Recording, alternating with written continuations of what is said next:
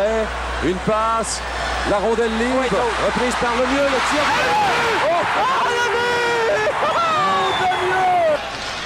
Back to the point. Oh, Huber fans! Oh my goodness. Then he yanks down the stumbling McPhee, who gets up. Back comes Osborne, breakaway, and they score! Oh. It went in right up top, and the Canadiens win it. To nothing, and up in this one, 1-0. Lemieux shoots, scores! Lemieux again with a hard shot. There's a pass, that's a dandy to Denmark. Stop, rebound, score! They get a power play goal. Lemieux getting the rebound. Well, Claude Lemieux is the one person in life that has proven to me that the guy on the ice wasn't the guy off the ice. And he was loved very much. And it's just the best way for me to describe my feelings and whatever else, it's just very sad.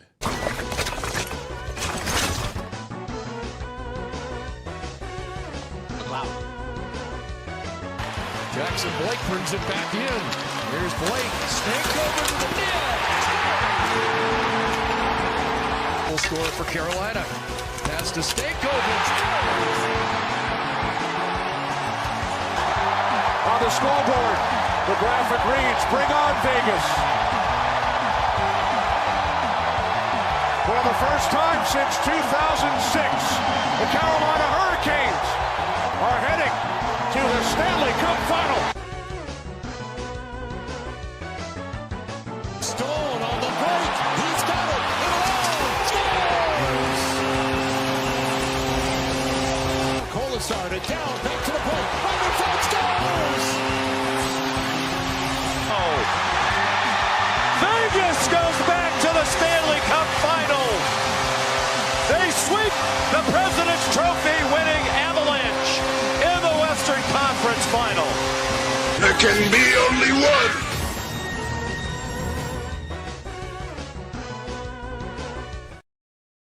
And that is true. There can be only one. And we're going to tell you who the one we're selecting is. Welcome back, everybody, to another episode of Big Apple Hockey. It is great to be back. Once again, the Stanley Cup Finals are upon us, and we're going to break it all down for you. I, of course, am your host, Mark Williams. There can be only one. But always joined by the host of the Final Buzzer, Mr. John Volkowski. I mean, I don't know what's better, the Highlander drop right there or the fact that you use Sting Chameleon's theme in the video there. That was very impressive. I was usually with Mega Man X songs, it usually goes either something like Storm Eagle, Boomer Kuwanger, or the Sigma Stage 1 or maybe Armored Armadillo, but Sting Chameleon, that's an impressive pick. So I am very happy with that one. Yeah, I've been using that with some of the shorts. And the man that's given everybody a treat today, the gun show himself, is Anthony Rocco. Yeah. Listen, it's a nice day outside and you're working outside. You want to be nice and comfortable. But yeah, Stanley Cup Finals are upon us. Hopefully we're in for a good series, and we'll see what the outcome is, but I'm excited for it to get started. Yeah, and I thought about throwing on there the I had that one made up. I couldn't find the clip, Anthony. The one where it was Happy Gilmore, where it was me being Happy Gilmore saying, you were right, I was wrong, you were smart, I am dumb, you were good looking, I am not so much. Yeah. And with the Carl Weathers go, no, with it, you had that face. But yeah, so I mean, that Carolina series, man, that went the way you predicted it. And I thought game one would be more like the way I predicted it. Yeah. Only one game for that, but that's neither here nor there now, because here we are in the Stanley Cup Finals. Let's go to the A block, where it's brought to you by SeatGeek. Use the promo code Big Apple Hockey for $20 off your first order. But before we begin to break down the Stanley Cup Finals and everything that's going to come with that, and again, don't forget the A block promo code right there. And of course, Big Apple Hockey Trucker hats and shirts are available. Just click the link down below. The other thing, after shelling, well, Anthony is the only person to appear on the show shirtless, but that's a different story. But We got to reflect on the life of Claude Lemieux, who unfortunately had some tragic news last week and really shocked us all, came out of nowhere. He just took out the flame for the Canadians in Game 3. And Anthony, you and I were next to him less than 2 years ago at the NHL draft. So yeah, I'll start with you. Just you're reflecting on the career, the life of Claude Lemieux. Yeah, I was obviously very shocked, like everybody else. As Mark, you mentioned he was just the torchbearer in Montreal for Game 3, and then he's gone. I mean, it just goes to show that you never know what someone's battling on the inside. So it's heartbreaking. My heart goes out to his family, his son Brandon Lemieux, and everyone in his family that had to experience that. And yeah, it's just really sad. The guy was a very good player on the ice. He was a guy that was a complete warrior, right? I mean, listen, we all know the antics of that series against, Detroit. With Dino Ciccarelli saying afterwards, "I can't even believe I shook that guy's hand." But he was a guy that played in the edge, but he was also highly skilled. 3 cups, Conn Smythe. He was an agitator, a pest, but like I said, he was able to score goals and be productive on the score sheet. So. He was kind of a guy like him. They don't really exist too much anymore. And, he's certainly one of a kind. And the world's going to miss him. For me, not that it's much of a connection, but yes, Mark, you said we did see him on at the draft inside the Encore. Remember, he was kind of on his phone walking around, and, he was an agent. So that time of year is sure is very busy for him. But I remember when I was writing for the Golden Knights for the Hockey News, the Knights had re-signed Victor Olofsson, and I texted Lemieux because that was his representation to get the terms of the deal. And he responded right away and told me that, the AAV and the term.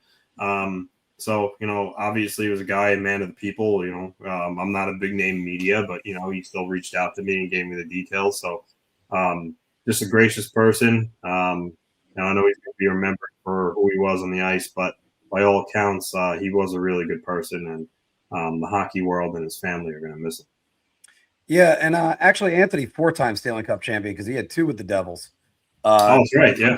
He came back to the Devils and won 1. But it's important that you said that, Anthony, because as I kind of had some of the statements Darren McCarty said, Darren McCarty embodied all of this, and Phil, I'm going to throw it off to you in a second. It's just, you have to separate the man from the player, and the man was a hell of a man. I think McCarty said you'd be crazy if you turned your back on Claude Lemieux if on the ice, but off the ice, you would never turn your back on him.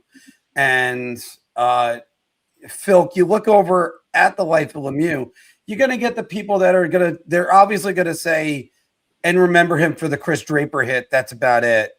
But this guy was the epitome of the pest that you want on your team. I always put him in that category of like Sean Avery, Darcy Tucker type players, but I think he's a clear, good 2, maybe even 3 steps above those guys. Yeah. That's a guy that you want on your team. Everybody who's ever played against him said that they hated him. They hated the player. That's what he did. And that's, when you have that type of personality and edge to you, you're supposed to play that type of way. Maybe not doing what he did to Chris Draper, but I honestly think, because if you watched the rest of that, and Mark, I assume by you quoting that you watched that entire clip from Darren McCarty. Darren McCarty also in that clip said that, he and Claude Lemieux had gotten very close. They talked a lot. And for McCarty to say that, he was a guy that off the ice changed his mind about him. You got to remember, who went after him when he turtled? Darren McCarty.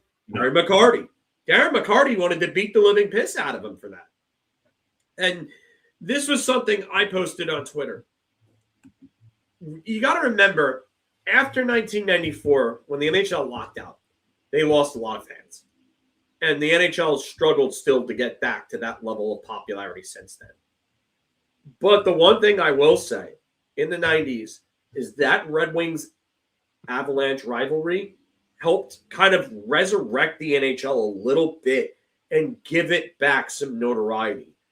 And sure, it may have started with Slava Kozlov's hit, if you want to call it that, on Adam Foote, when Adam Foote went to hit him and he got a sidestep and took his head and slammed his head against the glass and cut him up pretty badly. But Claude Lemieux escalated that rivalry.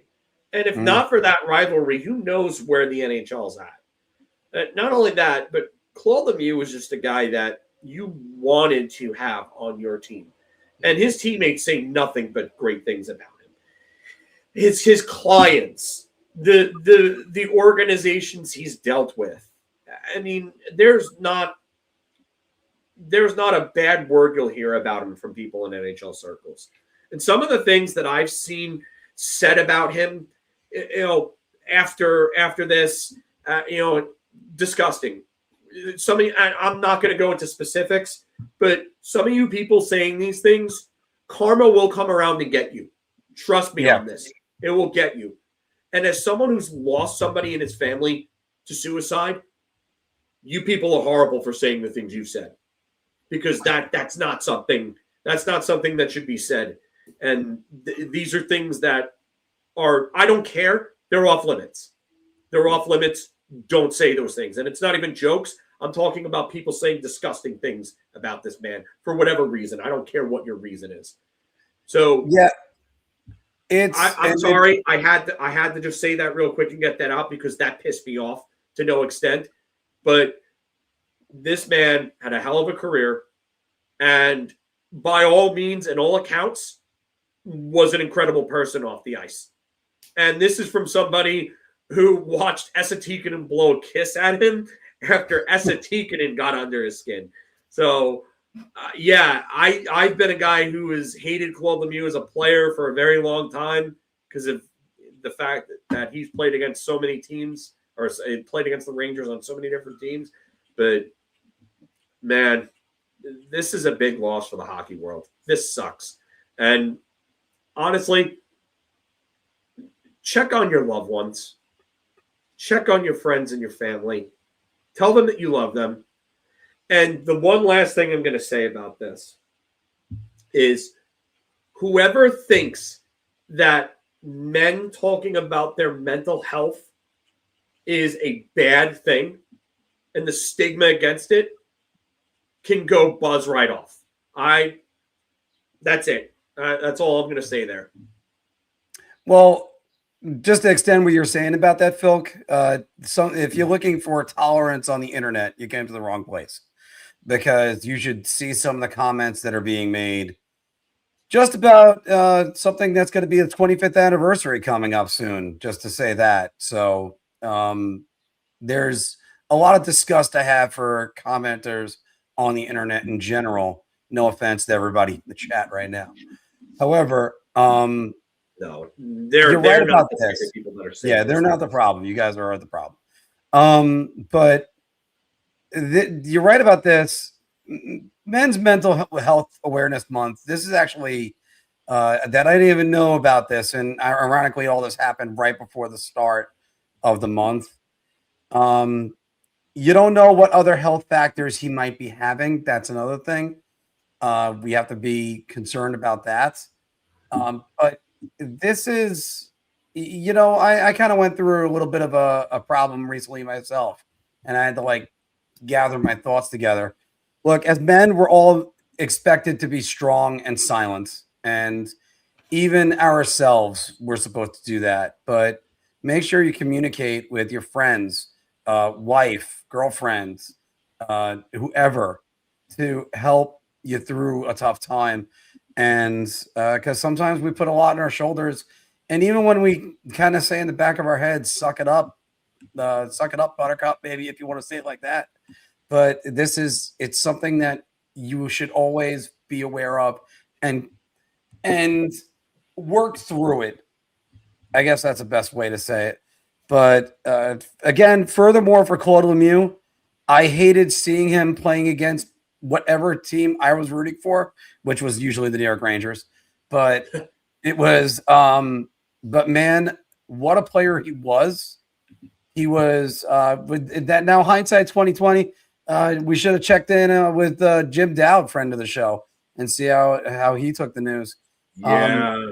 This is a guy who that a few years ago, as little as really almost 10 years ago now, when Brendan Lemieux was a New York Ranger, and you saw him rooting on his son scoring 2 goals against the team that he played for and won a Stanley Cup.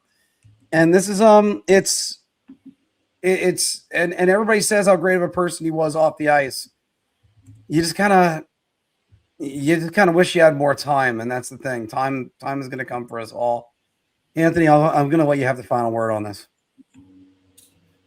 I mean, I don't know what to say other than, like, you know, what I already said. He was seemingly a great person off the ice, fantastic hockey player, and it was just sobering to see him, you know, at the Canadiens game just a couple of days before, you know, this tragedy. So it's sad, but you know, I'm sure his family's going to hold on to all the good memories and try to, you know, continue to honor him. But yeah, it's like Phil said, and we all said, it's a big loss for the hockey world.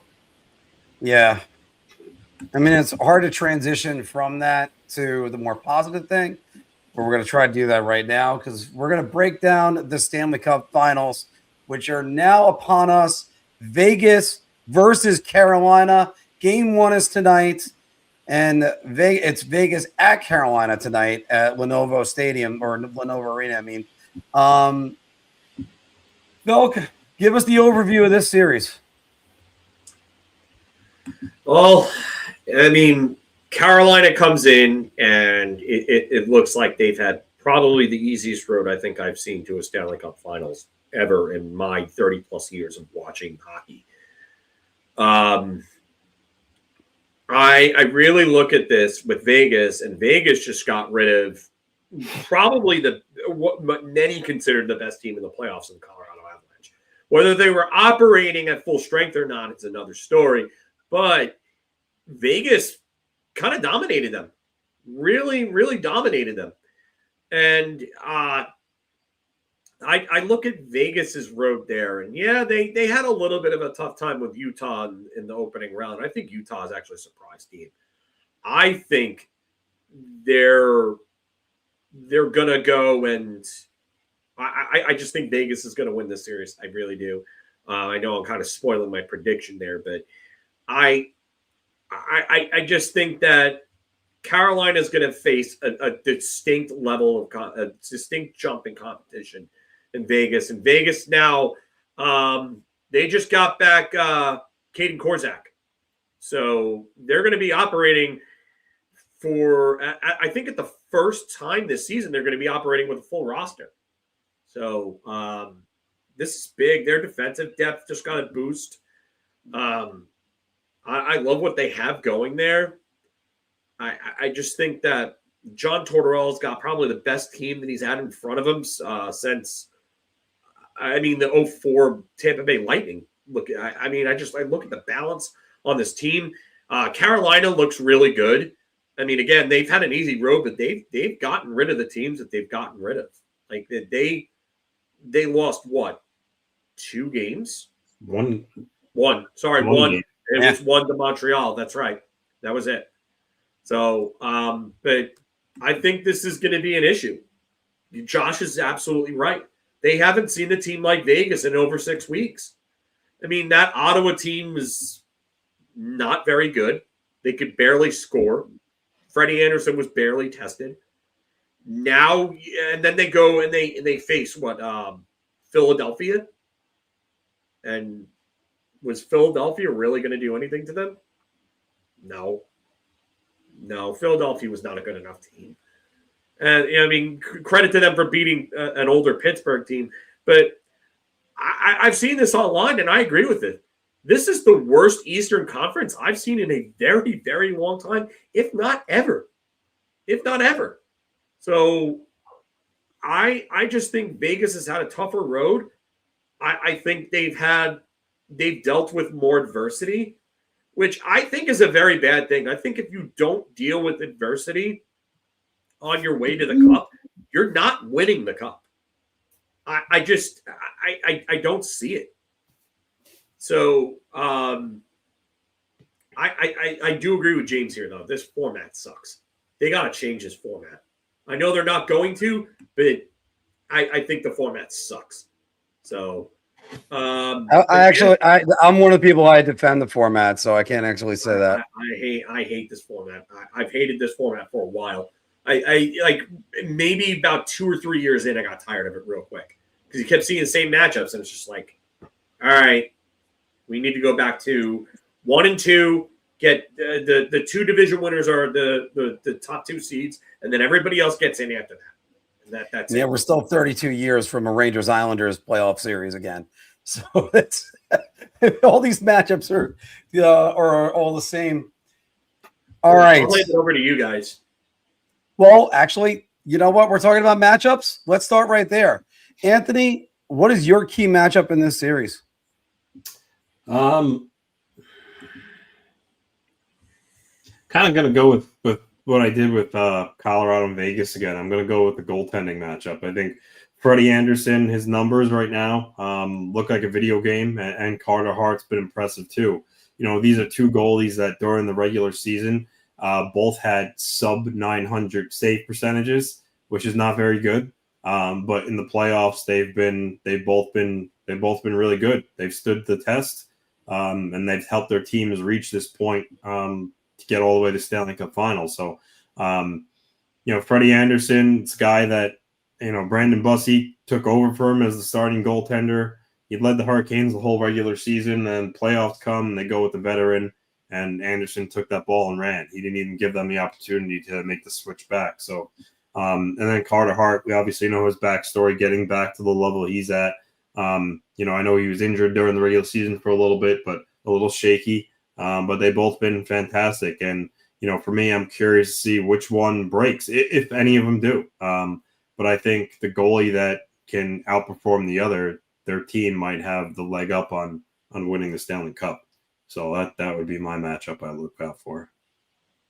Anthony, by the way, I just want to say, great drop on that sentence if any of them break, because we're all expecting one of them to break. Yeah. Everybody's expecting when is Carter Hart going to fail? When is Freddie Anderson going to let in the bad goal? And you know, you have to have that caveat to say, what if neither one break? Phil, who do you have for your matchup? So my matchup was Carolina versus Vegas physicality and defensive structure. I don't think Carolina has seen a team that is this good defensively, that has this level of caliber of two-way player. And I don't think they've seen a team that has been able to give them this level of physicality. Ottawa, yeah, Brady Tkachuk goes around and does his thing. But Brady Tkachuk is really one guy.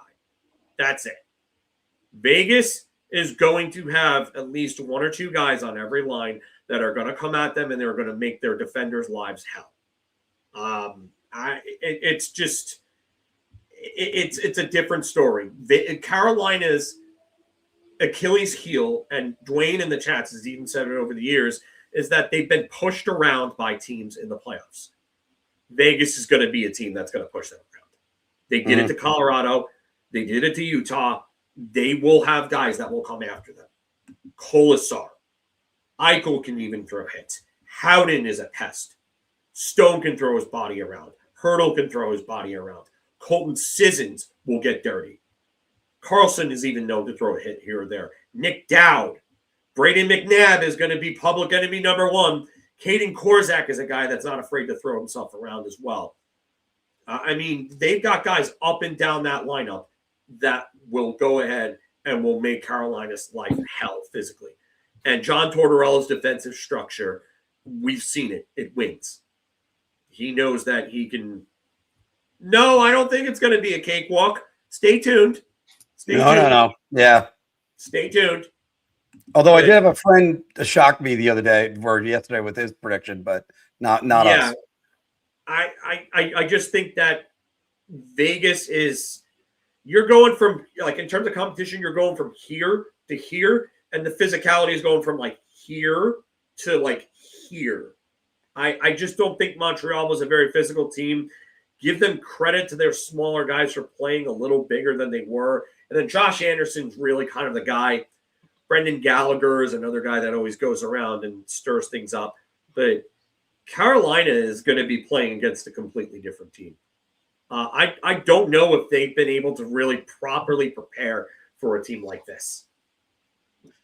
Yeah, and that's where, again, I'm going to look at the line matchups because I think Vegas – if Vegas throws out the Marner unit, that's Carlson, Marner, and Howden, I think they're going to counter and throw the best defensive defenseman in the league, as we've said numerous times, former guest of the show, Jacob Slavin on there, which means I think then Carolina is going to have to counter with Keandre Miller against Jack Eichel's line. And watch out for that matchup because while Eichel is going to be out there to try to shut down Sebastian Aho, and he's done a great job in the playoffs defensively, Miller has done a very good job. I don't necessarily buy the glowing reviews of everybody talking about him because the one goal I immediately cite is game one. Miller decided to pull a Jacob Trouba and go completely out of his way on the ice, leaving for an Ivan Demidov easy walk-in breakaway goal. I mean, you can't have mistakes like that. Miller has played well. He then had an assist, I believe, in game 4. I think he's a plus 14 in this playoffs. But this is something that I still look at and say this might be the matchup that might determine the series, even though you still have the bottom two lines, obviously. But this is where Eichel has been producing in the playoffs, even against tough competition and even against the number one matchups. So let's see how this goes, because after all, Colorado was up 1-0. I believe it was game 2. Eichel picks off the post on the shot, ties the game, and then a minute later has the primary assist on Barbashev's game winner. And that's how quickly things can change. So look for Jack Eichel, the gold medal winner. I'll be saying that a lot in this broadcast, by the way. But the gold medal winner this year. And I think he's going to be a huge difference because, after all, he's got 14 assists in the playoffs, and Taylor Hall leads with 16 points for Carolina. So think about that one. Let's go to the X Factor in the series. Phil, let me start with yours. Who are your X Factors? So for Vegas, I picked Mark Stone. For Carolina, I picked Freddie Anderson. I just think that Mark Stone is going to give them just incredible depth up and down their lineup. Like, he pushes their wingers down a bit. I mean, if your first line is going to be Eichel, Marner, and Howden, that means Mark Stone, who is a guy I think that has multiple Selke finalist finishes, is now and is one of the best defensive wingers in the entire league, along with, funny enough, Mitch Marner, is now on your second line, or maybe even your third line if you want to put him there. I remember, funny enough, a team that won back-to-back Stanley Cups having a third line that had Phil Kessel on it.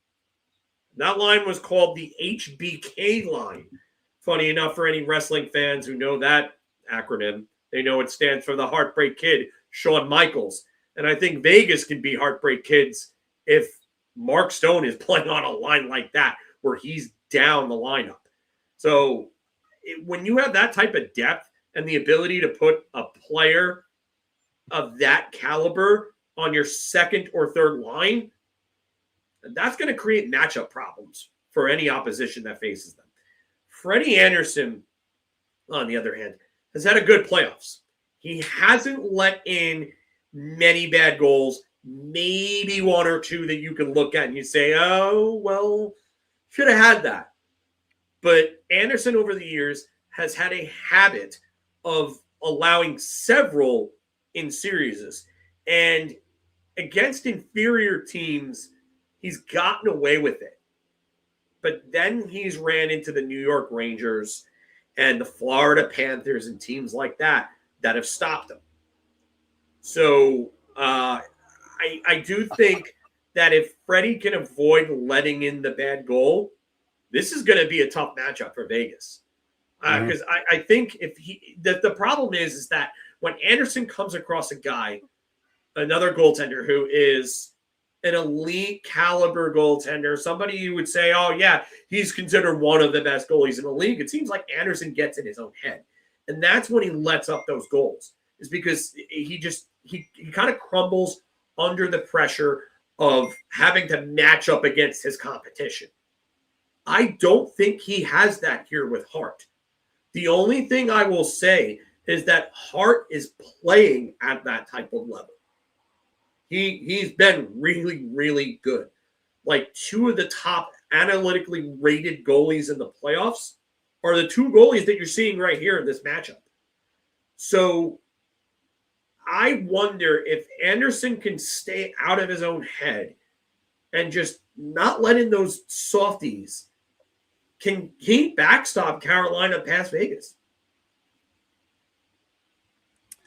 Well, Anthony, what's your X factors? I'm going to go with two of the better defensive centers in the game. So for Carolina, I'm going to go Jordan Staal. I know the offense isn't necessarily there anymore. Well, in the regular season it was. He had 20 goals. But in the playoffs, he's got 5 points. But for him, he's still a really, really hard center to play against. He's big.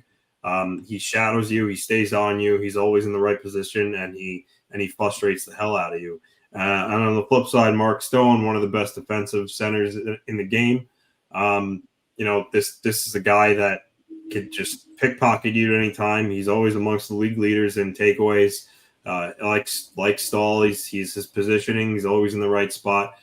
He's got more offensive upside than Staal does in this point in his career. But I think whichever guy can do the better job in shutting down the other team's top line has a hell of a chance to win the series. I know that I've used this line and it sounds like a bit of a cop-out, but for Vegas, I think it's going to be specialty teams, because if they can stay out of the penalty box, then they're not going to give Carolina the chance. Vegas, the least penalized team out of the four that were in the conference finals. I have to just check my notes on this one. They had, they only took, I think, 135 penalty minutes. But for Carolina, though, I do have shots, everybody. But they did have the shots for Carolina. They're 12-1 when they're out shooting their opponents, which, by the way, is literally their entire playoff run. Now, while you had a team like Montreal that can still like play a game or two where they got outshot. We saw the Buffalo game. We saw the game against Tampa Bay where they got outshot and they still won. Vegas is 8-3 when they're outshot.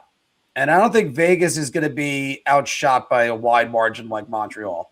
They're not going to be phased. They're not going to be buried in their own end. They're going to be able to get out of their own end for starters. That's one thing that Carolina was able to do. And I don't think you're going to see as many mistakes or guys holding onto the puck too long the way you saw with the Canadian series. Because just look at that goal in Game 4 that Stankoven got, where was it Matheson that blocked it? I think it was Matheson blocks it on Wayne Hudson coming straight down Broadway. He blocks it. They go the other way. Blake to Stankoven. That's all she wrote. 3-0. Wait. Hold on. I'm going to stop you right there. You mean to tell me that Wayne Hudson isn't all that great defensively? Gee, I don't know who's been saying that for the longest time. Well, in this particular play, though, Phil, this was Hudson getting a shot blocked deep in or in the high slot, in the low slot, I think. And it's then it almost went like back to offense doesn't mean that you're a great defensive defenseman. That is true. Go figure. We So, do need a Rod Langway Award, like very, very soon.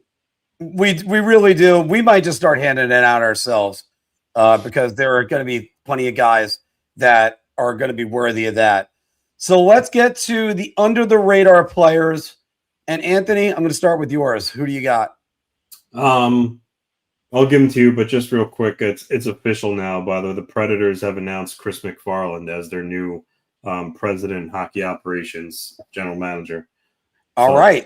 That's for them. Yeah, that's good news to hear because also, Anthony, we're going to be talking about him in the Bar Talk segment. And then Friedman saying that for now, it seems like Joe Sakic will return to the GM role. I don't know if that's going to be permanent. He's going to return to that role. I mean, he was good in that role, so yeah, he was. All right, so my under the radar players for the Vegas Golden Knights, I'm going to go with Tomas Hertl. 9 points in 16 games. You know, I think you hear about the Eichel, the Stone, the Marner, the Dorofoyev. I think if Hertl can elevate his game and start scoring a little bit more, maybe that could be a little too much for Carolina to handle. So for Vegas, it's Hertl. For me, for the Hurricanes, it's Taylor Hall. One of the, his name has been mentioned in Conn Smythe talks in terms of guys for the Hurricanes, amongst others. But 16 points in 13 games. He's having a really strong playoffs. Not as proficient, last round as he was the prior two, but this is a guy that is proving that he could still play the game. Father Time exactly hasn't caught up to him yet. Looks like he's a little bit rejuvenated playing with Logan Stankoven on that line. And I think, if he can get going again, that will be obviously just maybe icing on the cake for the Hurricanes. By the way, we're going to be talking more about Taylor Hall, who is first overall pick, making his first appearance in the Stanley Cup Finals ever. And also, by the way, Jordan Staal, we're going to have plenty of talk about him because it's been 17 years since his last appearance in the Stanley Cup Finals. I think Jágr's got the record. I think Jágr had 21 years in between. But Phil, who do you have as your under the radar players? And I know you were smiling when Anthony said one of his names. Yeah, because he took Tomas Hertl, and that was my pick for Vegas. I just think that Hertl, there's a lot to work with there. I think he's going to be playing on a line with Mark Stone, funny enough, because that's somebody that I think if he's playing with Stone, that's gonna lead for a big breakout for him, I would say. They've lacked some depth on the wings with Stone being there, being out. But now Stone's back. He's healthy. He looks good. But Tomas Hertl looks like he is primed for a pretty good series. For Carolina, it's Shane Gostisbehere. He had a good series against Montreal. He had actually had 4 points in the final 3 games in that series. In the previous 10 games, he only had 2 points, and they both came in Game 3 against Philly. So that's somebody who needs to step up. He's still moving the puck well. The points just haven't been there. He's a really good fit in Carolina. The power play needs to like really get everybody going on that power play. Like I look at him and I say, oh wow, like where's the power play numbers? And they're not there yet. Like he has 1 power play goal this postseason. So I 2 points on the power play and 1 goal. And actually, I'm sorry. No, he has 4 points on the power play out of his 6. But the power play still hasn't really been good. But he needs to be better on the power play. I do think that he's played well overall. He's a guy that's in the past has kind of been maligned for his defensive play. He's been better defensively this year than I've ever seen him play. I really do think that system gets the most out of their defenders. And Gostisbehere is another example of it we've seen with Brady Shea. Obviously, there's talk about somebody else that we're going to talk about in a bit. But I think Gostisbehere, if he could step up I think Carolina is going to be in good position. Yeah, and thanks for reminding me before I name my guys. I didn't get into the specifics about the specialty teams. Vegas right now at 23.9% on the power play, whereas Carolina is only a 12.5. That is tied for the fourth worst in the playoffs among all 16 teams. Even the Pittsburgh Penguins had a better than the Tampa Bay Lightning and the Minnesota Wild. And the LA Kings had a better power play percentage than them. However, Vegas's penalty killing is among some of the best in the postseason, 87.5. My guys, I'm going to go with one of those penalty killers. That's one reason why it's a good thing I brought this up, Nick Dowd. And Nick Dowd is one guy who's going to be flanked with two guys that are throwing the body around incredibly. If you look at the stats of the hits in the playoffs, the top 5 guys are Barbashev, Kolasar, Carrier, Cole Smith, and Jordan Staal. So while both teams have 2 guys, and one of them is a guy that used to play for Vegas, Carrier. Carrier, I'm sorry. I went to Carrier. Thank you, Anthony. I'll make sure to correct you on the next step on Nosen. These guys are going to throw the body around. Anthony, you said it best with Jordan Staal. He's going to be a huge factor. Him and Carrier on the same line. That they're gonna have to just keep putting bodies on the floor. And I think the winger on that line is actually Nikolai Ehlers. Free up some space for Nikolai Ehlers and let him work his magic because he's having a good postseason run and a good playoff run. And certainly shedding some ghosts. We're going to talk more about him in a second. And you look at the physical play. These are the physical plays. And if Nick Dowd comes out with that intensity he had in the Utah series, where he told Logan Cooley, "I'm going to effing kill you." Let's then. Yeah. I mean, wow, we're going to be in for a hell of a playoff series. And we are giving you our Stanley Cup Finals predictions. Who is winning it first? But one thing we're going to do first is do our Stanley Cup Final Pick Ems. I've got a gut feeling. You want me to do 2 things? Yeah, well, that's just like your opinion, man. Now shoot! All right. And maybe you'll be sitting back and going, "What is this bullshit?" Just like John Turturro was in Big Lebowski. But let's do some pick'ems right now. And also, I need to throw this stat out there for everybody as we're about to say the coaching edge. But first, Vegas under John Tortorella, 19-4-1. Wow. Who saw that one coming? But Anthony, I'm going to start with you. Who's got the coaching edge?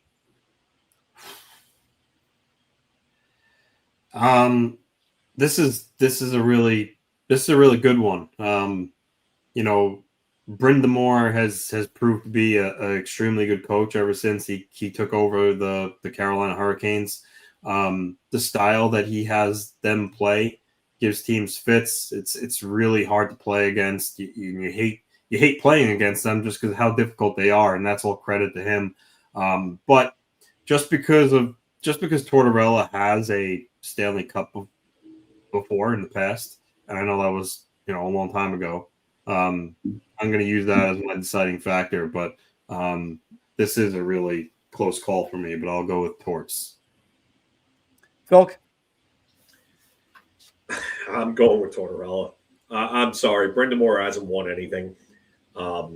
This is the first time he's advanced to the Stanley Cup Finals. He previously had won one conference finals game in 2 appearances. So I'm going with Tortorella hands down here. What really should scare people on the other side, Canes fans, is the fact that this team, the very core of this team, won a Stanley Cup with Bruce Cassidy. And they looked like they were kind of loosey-goosey. And then what do? They fire Bruce Cassidy in the middle of their season, towards the end in the home stretch, and they bring in John Tortorella to show that, hey, we're not screwing around. And what do? They tighten up defensively. They become an even more physical team. And everybody and their grandmother is now blocking shots. So, this is Tortorella hands down. Let me give a stat first, and then I'll only praise one guy and then make my selection. But the stat that I'm going to bring out is only one coach has won a Stanley Cup with 2 different teams, and that coach won a Stanley Cup with 3 different teams, and that was Scotty Bowman. That being said, Rod Brind'Amour has the Canes practicing better than anyone. And that's one thing our Jim Behringer said. He goes, this team, wow, the way they practice. The other thing to mention with him is, and there's a long line of lineage of coaches in different sports, even NHL, where they finally make the Stanley Cup Finals and it just unlocks them permanently. One guy that I'm thinking of in general, guys, is now this is in a different sport, but Tony Dungy. Tony Dungy couldn't get to the Super Bowl with the Buccaneers and then the Colts. And then finally they beat the Patriots and they get in there. They get the monkey off their back the way Steve Young did it back a while ago. Somebody take the monkey off my back. Joe Torre, he didn't play in a World Series game ever, led the Yankees there, and then they never lost seemingly a World Series game ever again. Seemingly, obviously, they lost in 2001. They lost the World Series. So getting to this, is this where Brind'Amour is just unlocked and he wins his first Stanley Cup? I think this is the greatest job John Tortorella has ever done coaching. That's hands down. He even went in, Anthony, and he just said, you know what? I don't want to change too much. I just want to go in. He is literally going in and being a motivator. And I think a lot of the postseason, it sounds crazy to say it, I think a lot of the postseason has turned around for them ever since the Mitch Marner question was asked in the second round. When it was, could you believe Mitch Marner is doing this right now? It's like Mitch Marner does so many good things. You just don't see it. And that's what Torts does. He gets his guys completely behind him. And they'll as long as he's there in the first couple years, they'll literally lay their lives on the line for him. That's how good he is. And I'm a motivator. I love Torts, but this is the slimmest of margins I am going towards. Anthony, good thing Phil's not here. I could go right back to you anyway.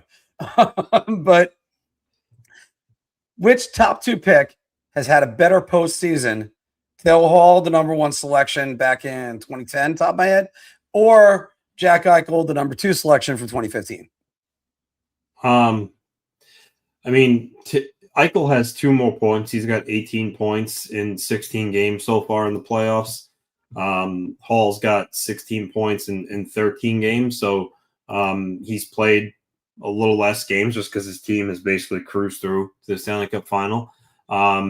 So production is close, but I'm going to go with Eichel just because of the job he does against other teams' top lines on top of that and his two-way play.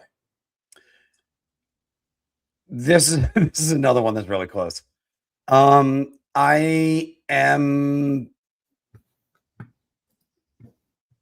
still going to go Eichel. The defensive play is what's really important, but you've summed up Eichel right there, Anthony. Let me praise Taylor Hall for a minute. I've ripped Taylor Hall for a long time, and this is a guy that he's playing probably the best hockey of his career right now. And I'm including the year that he won the MVP. He has been unbelievable. And if he keeps this up, Carolina's walking home with the Stanley Cup. It's that simple because he has made that second line so good. Him and Jackson Blake, I got to give some credit to the son of the former Islander for you and praising his work. Jackson Blake has been fantastic. I mean, you're focused on Stankoven and the goals that he's been scoring, but one reason why is because the other two guys are creating so much more room. So, yeah, Taylor Hall has just been phenomenal. I scoffed when they got him. I went, oh, they got Taylor Hall, so what? But yeah, he's been great. I can't say that enough. All right. We'll move on to the next one, Anthony. Who needs to break out more? Sebastian Aho or William Karlsson? This is easy. It's Sebastian Aho. He's the Hurricanes' best player, and he's the points. The points aren't there. I know he's like kind of Eichel. He's actually, a responsible forward too. He does get tough assignments, but he needs to produce more numbers. I think for the Hurricanes to win a cup, 7 points in 13 games for someone who's supposed to be viewed as kind of like an elite player-ish. He needs to score more in the playoffs and take some of the pressure off that Stankoven, Hall line, etc. So for me, it's Aho by a wide margin.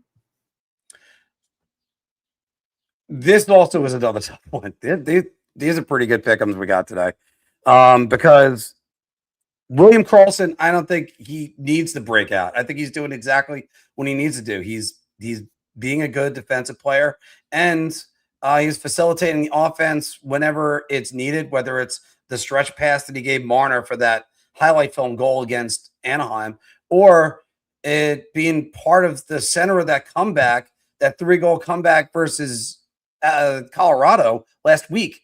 So Karlsson is doing exactly what he needs to do.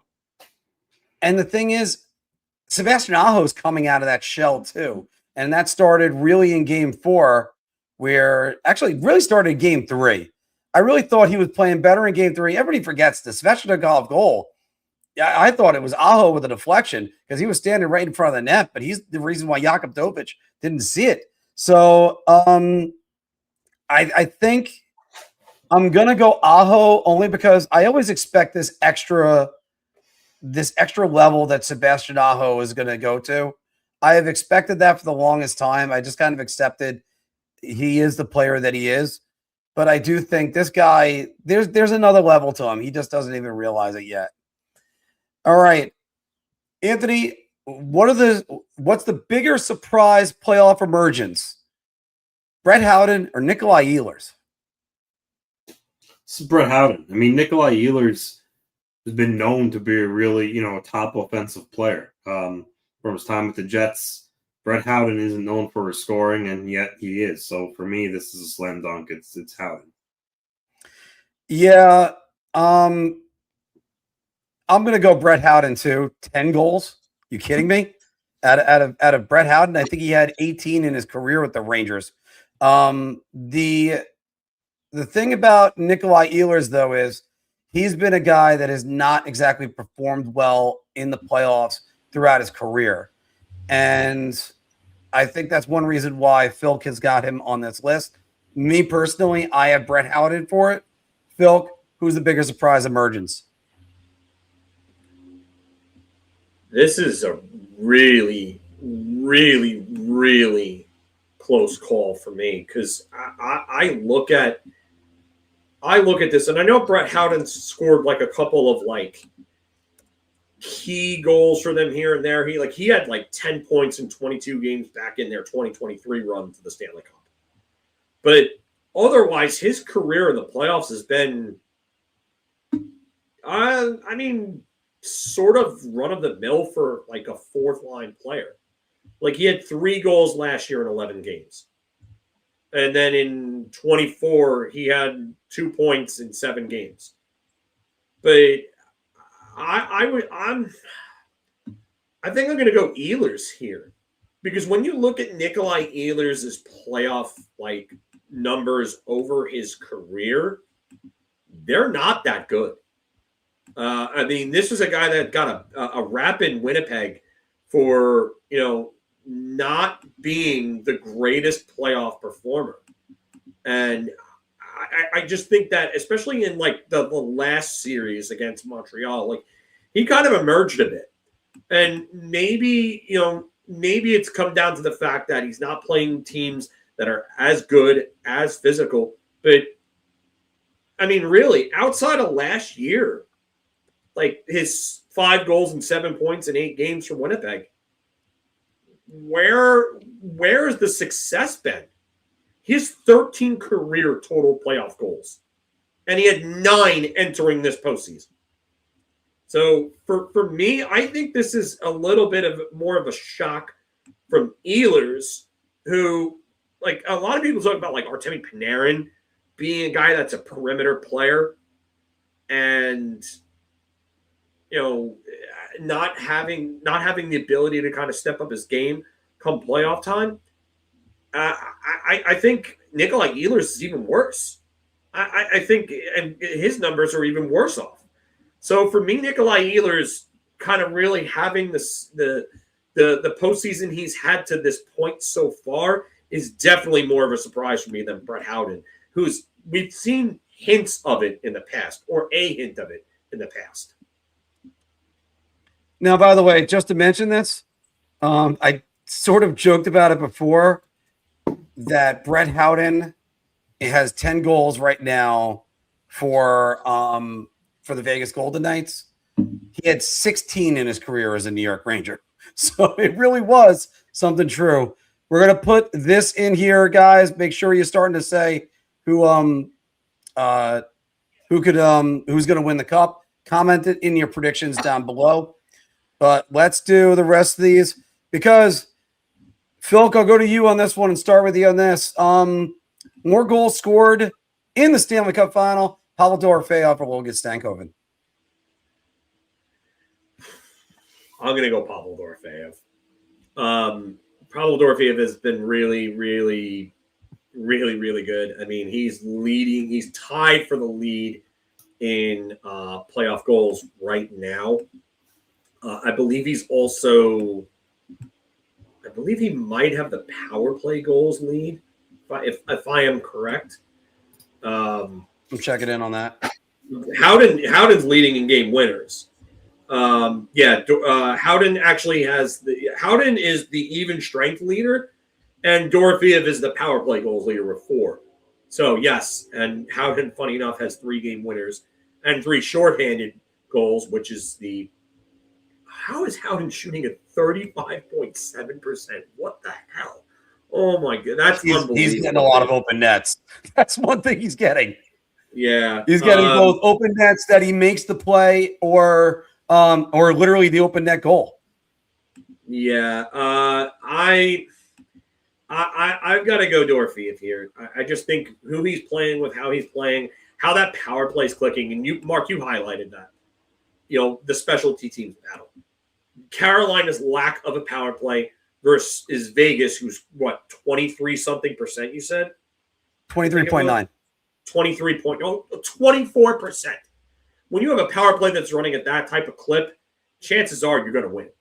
So I just think that Dorofeyev is probably going to continue his ways. I think Stankoven, we've seen the slowdown over the last series. I mean, he had 2 great opening round series, but again, against inferior teams, I don't think Stankoven and his line are going to be able to match up against or have the matchups that they've had in previous series. And Montreal, yeah, they were a good team, but I mean, they're only so much better than Philadelphia and Ottawa. I thought Montreal's goaltending was going to be a difference in that series, but yeah, I don't think I'm buying Stankoven in this series over Dorofeyev. Anthony, who do you think? I mean, Dorofeyev has 10 to date. Dorofeyev 10, yeah. 10. Stankoven is 9. Yeah. I'll go Dorofeyev. Okay. Thorough analysis right there. I'm going to go Dorofeyev too. The reason why is because I think the matchups are going to favor Vegas on this one. I think the Vegas can actually throw some good defensive players that's going to slow down that Taylor Hall line. Again, if Taylor Hall is still producing, then that's one thing. You know what? I hope I'm not being sacrilegious when I make this comparison, Anthony. But sometimes with Pavel Dorofeyev, I feel like he's just not around, and then suddenly he just appears on screen. The next thing you know, the puck's in the net. And he reminds me of one of your old favorite players, Ziggy Palffy, who he could just you could not even see him, and the next thing you know, bang, he gets 2 points. And you're like, what the how did that even happen? But I think that's the way I kind of feel whenever I think about Dorofeyev, because hell, even look at the Mitch Marner goal, the play that he's fallen down and he just dishes the puck off. Dorofeyev wasn't even on screen, and he just comes on in, bang, it's in the net. And the last one, guys, and Anthony, I'm going to start with you on this one. A little bit of a mix of different sports for this one, but we have to talk about them because they're going to be starting their games tomorrow night. The NBA Finals is going to start tomorrow. And another player is wearing number 11 with an over 50-year championship drought coming in. Who is the more important number 11 in the history of Madison Square Garden? More important number 11 in the history of Madison Square Garden, Mark Messier or Jalen Brunson? A bit of an unfair question to ask me, to be totally honest with you. I mean, I'm happy the Knicks are in the NBA Finals. It's a New York team, but I don't care about basketball at all. I mean, listen, I guess Mark Messier is considered to be one of the better players in NHL history. I don't think Brunson's going down as one of the best NBA players of all time, at least I don't think so. Yeah, for me it's Messier. Folk, who do you go with? Yeah, it's Messier for now. If Jalen Brunson continues down the path that he's went down, there might be an overturning of this. But Messier came in, and he was a big trade at 31 years old. 31 years old. 31, sorry. Yeah, they got him in October of 30. Yeah, 30 they got him. He's January 61, like Gretzky. But he came in at 30 years old, and this was another guy that everybody was like, oh, they traded for a past prime center, and, yada, yada, yada, and they got him like 3 or 4 years too late. And, this is going to be a guy that it's going to be same old song, same old story, same old song and dance. You can cue up the Aerosmith song, and it just – he went and changed everything about this franchise. And from 91 to 97, he was the heart and soul of the team. He became one of the 3 best players in franchise history. With Lundqvist now, Leach will always be number 1 for me. Lundqvist is right in there. And then you would say Messier 3, maybe Richter 4, something like that. Gilbert. But again, a guy that really kind of changed everything. And he wasn't afraid to take that mission of winning the cup and talking about the curse head on. But Jalen Brunson came in his prime years, and he looks like he is poised to be a Knick for a very long time. And the playoff numbers that he has had have been eye-popping. And yes, it's a different era. Scoring is higher in the NBA. Game is played a lot more off fast break, more three-point shooting. But Jalen Brunson's taken his team on his back, the same way Messier did. And I just think that if Jalen Brunson wins a championship and wins an MVP, man, we're talking about that. We're talking about a guy that's going to really kind of shoot his way up, probably into the top 5 New York athletes of all time, not just in MSG history, but all time in New York. He might reach close to Jeter level and then Ruth level in New York, if he can win a championship and an MVP. Yeah, this is it. No matter if even as a hockey, everyone knows hockey's my number 1, and the Rangers will always be my number 1. But is New York City anything other than a Knick town. Like it's clearly Knicks, Yankees, and then I would say Giants and Jets, and then everything else after that. Yankees are number one. Yankees are number one right there. Sorry, that's just a fact. I know it's a Knicks town, but still, but still, Yankees number one. I would even say the New York Giants would be number two. I wouldn't even put them again. Basketball's a little bit further behind. But the Knicks are winning, and they're not a complete joke like they've been for the better part of the last 20-something years. The eyeballs and the ratings and the viewership tell you otherwise, man. Well, I'll tell you this, but Brunson has done such a great job with leadership and his play, and he's really guided the Knicks to one of the best playoff runs they've ever had, even better than Patrick Ewing has ever had. Yep. Even better than 99 when they came back from being they were the number 1 8 seed. And Anthony, that was back when I loved right about this, Brian. Stop. He's so right about it, though. There's this tiny little sect of Nets fans, and like, no, we don't really care about the Nets. Nobody freaking cares about the Nets outside of a very small part of Brooklyn. However, the one guy I can look at and say that took on a literal curse was Mark Messier. And I'm not saying this to even bash Jalen Brunson whatsoever. Brunson has done a fantastic job, and Messier has sang his praises for Jalen Brunson. But Messier's curse, it was like taboo to even talk about the Stanley Cup. And Messier basically came in and said, F that, we want it, as Adam Graves said. And then facing the curse in its purest form, that were 32 years from it, which was the guarantee, Messier delivers and comes up big. Now, the problem I have, though, is Messier had 2 careers with the New York Rangers. One was legendary. The other one was forgettable.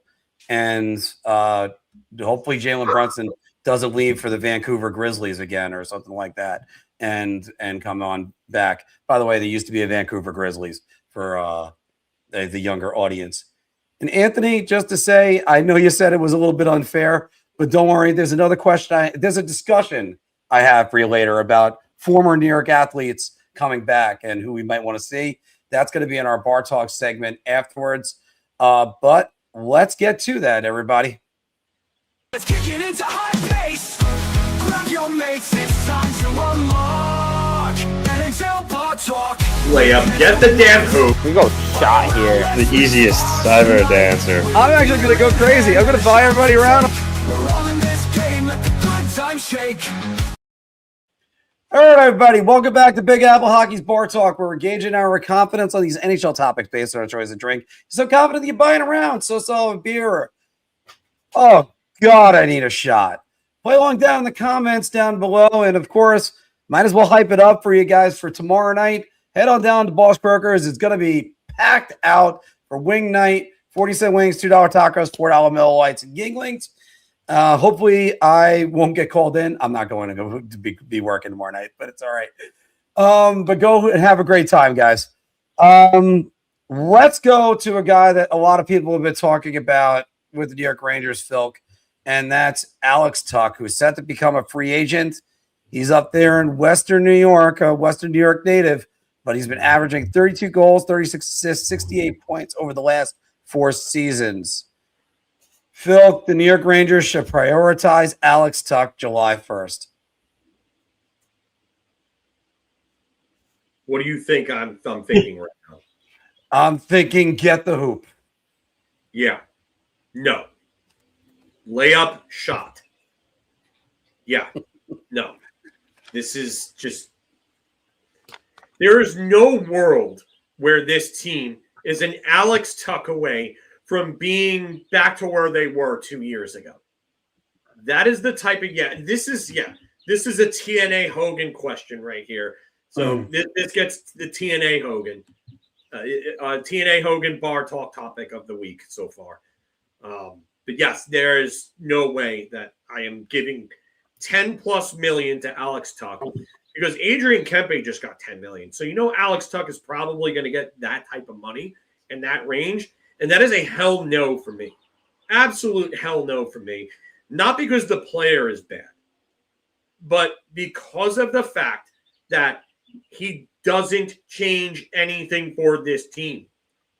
I would rather go and give Jason Robertson 14 to 15 million than give Alex Tuch $10 million. And I don't even like the idea of giving Jason Robertson 14 to 15 million. I think that's crazy. I think he's a $12 million player at best. But the fact that Tuch is going to be looking for 10 plus million for a guy that scores 65 to maybe 70 points in a good year? No, absolutely not. Absolutely not. And what they should be prioritizing is getting younger, letting their kids play. If you can find a good bottom six option that can come in here and do some things, maybe like a Ty Cartier type situation where they find a player where he can come in, or let's just say, I don't know, a Ryan McLeod becomes available.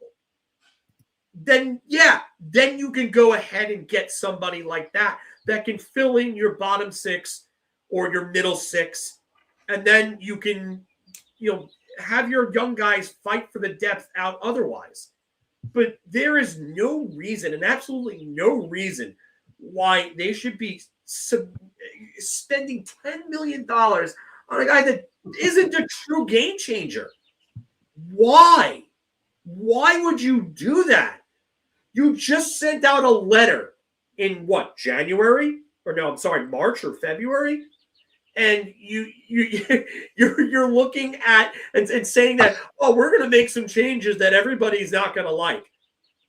And then in July, you're going to go submit a $10 million offer for Alex Tuch. How fucking stupid do you look? I'm sorry, you're going to have to censor that out, but if you whatever. But how stupid do you look doing that after you sent out that letter?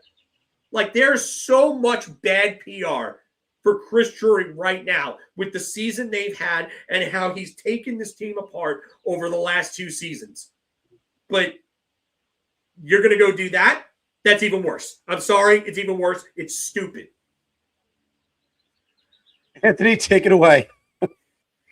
Yeah, I mean, this is a shot. I don't know what else I can add to it, but Tuch, give that kind of money to a guy is just a guy that's going to score you, 65 points a year. I mean, he's 3 full seasons removed now from his 79-point season. So I think I'm comfortable saying that I don't know that he's going to repeat that again. But to spend that kind of money on a player like him in the Rangers' trajectory of where they stand right now would be absolutely silly. Shot. Guys, let's make it a hat trick of shots, because I'm not even just going to say that. I know what Mario's saying right there, but my goodness. Yeah, my goodness. Absolutely not. Absolutely not. And I'm going to go close my window in a second. But they got to get younger. And also, never mind if they're getting younger or not, what are you doing with Liam Greentree? What are you doing with this pick that might end up being a forward? What are you doing in general? I mean, this is driving me crazy. You got guys like Will Cooley who can ascend and at least get better. But, I mean, just no. You don't need to pay Alex Tuch because it's going to be $10 million. This is what the old Rangers did. This is Bobby Holik all over again. They are stupid to do it. And if they do it, and anyone that suggests it is a moron.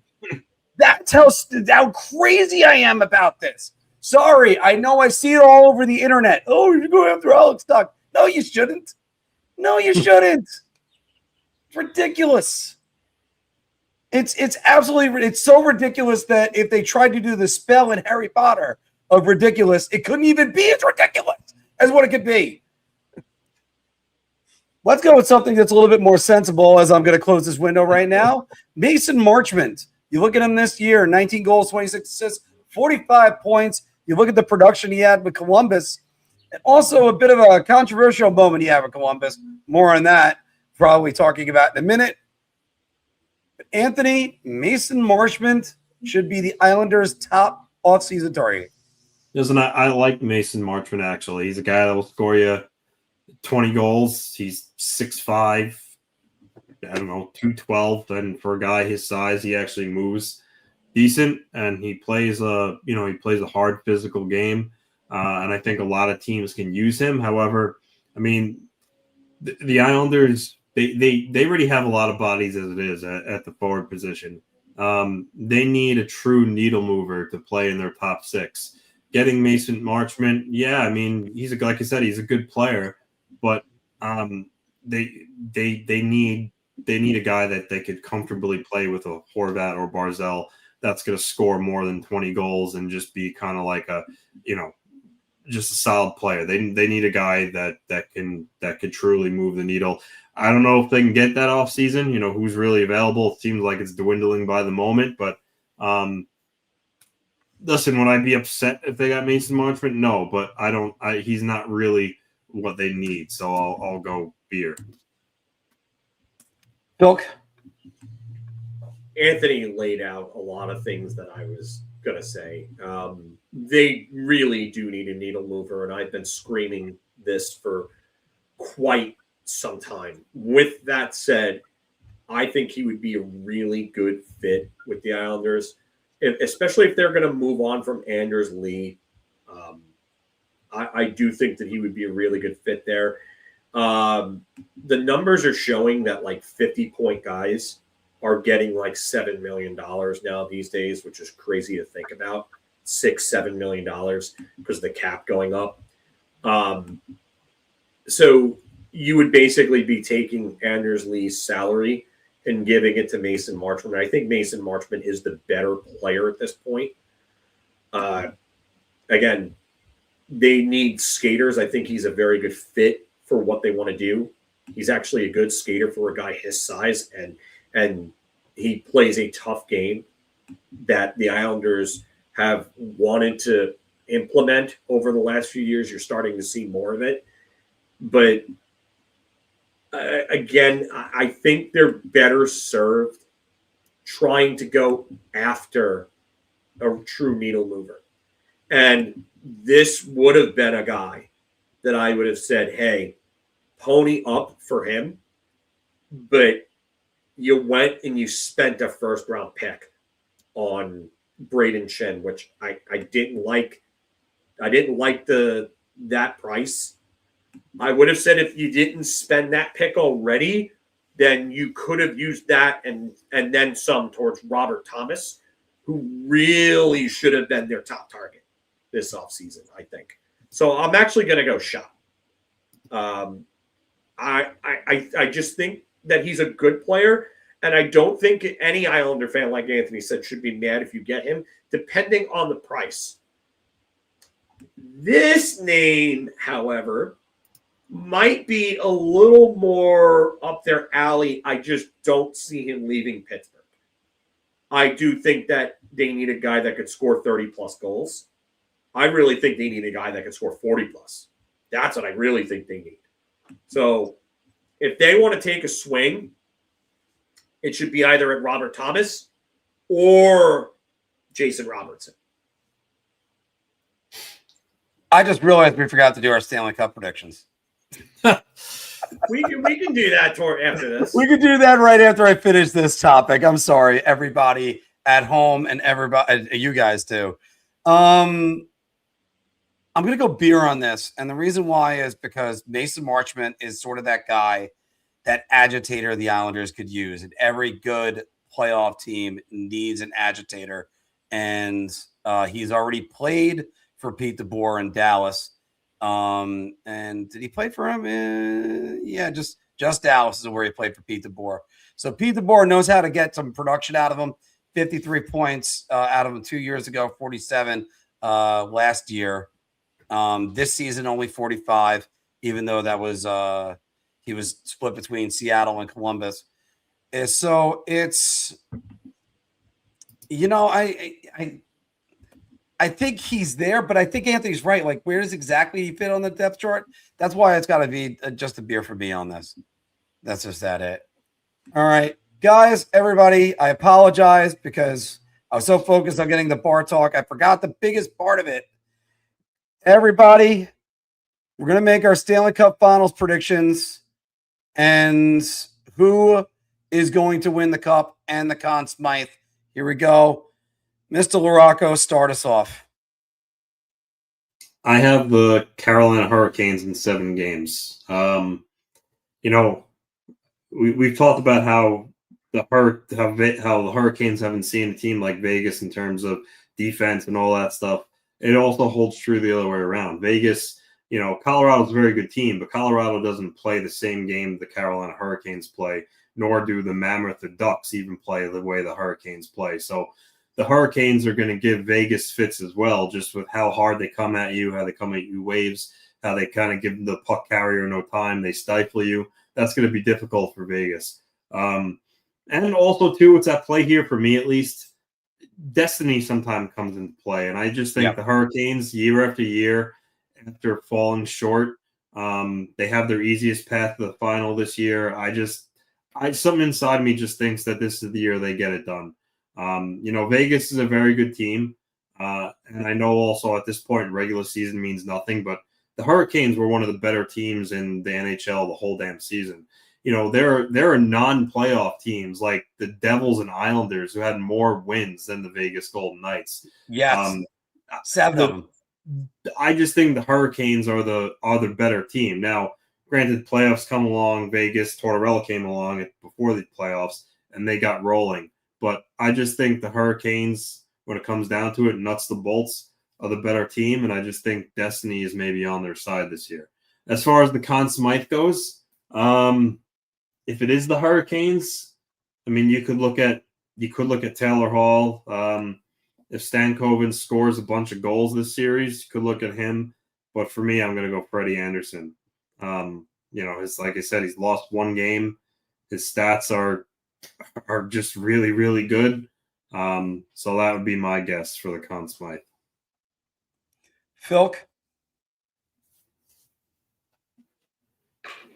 You muted. I don't even know how I got on mute. I have Vegas in 6. I have Mitch Marner as a Conn Smythe winner. I just think that Anthony brought up some good points about how Carolina could give them fits. Yes, James, we will be doing that. There will be coverage, and there'll be a mock draft and everything like that for him. We'll be getting Stat Boy Steven on and some others to do that. But I do believe that Dave is right here.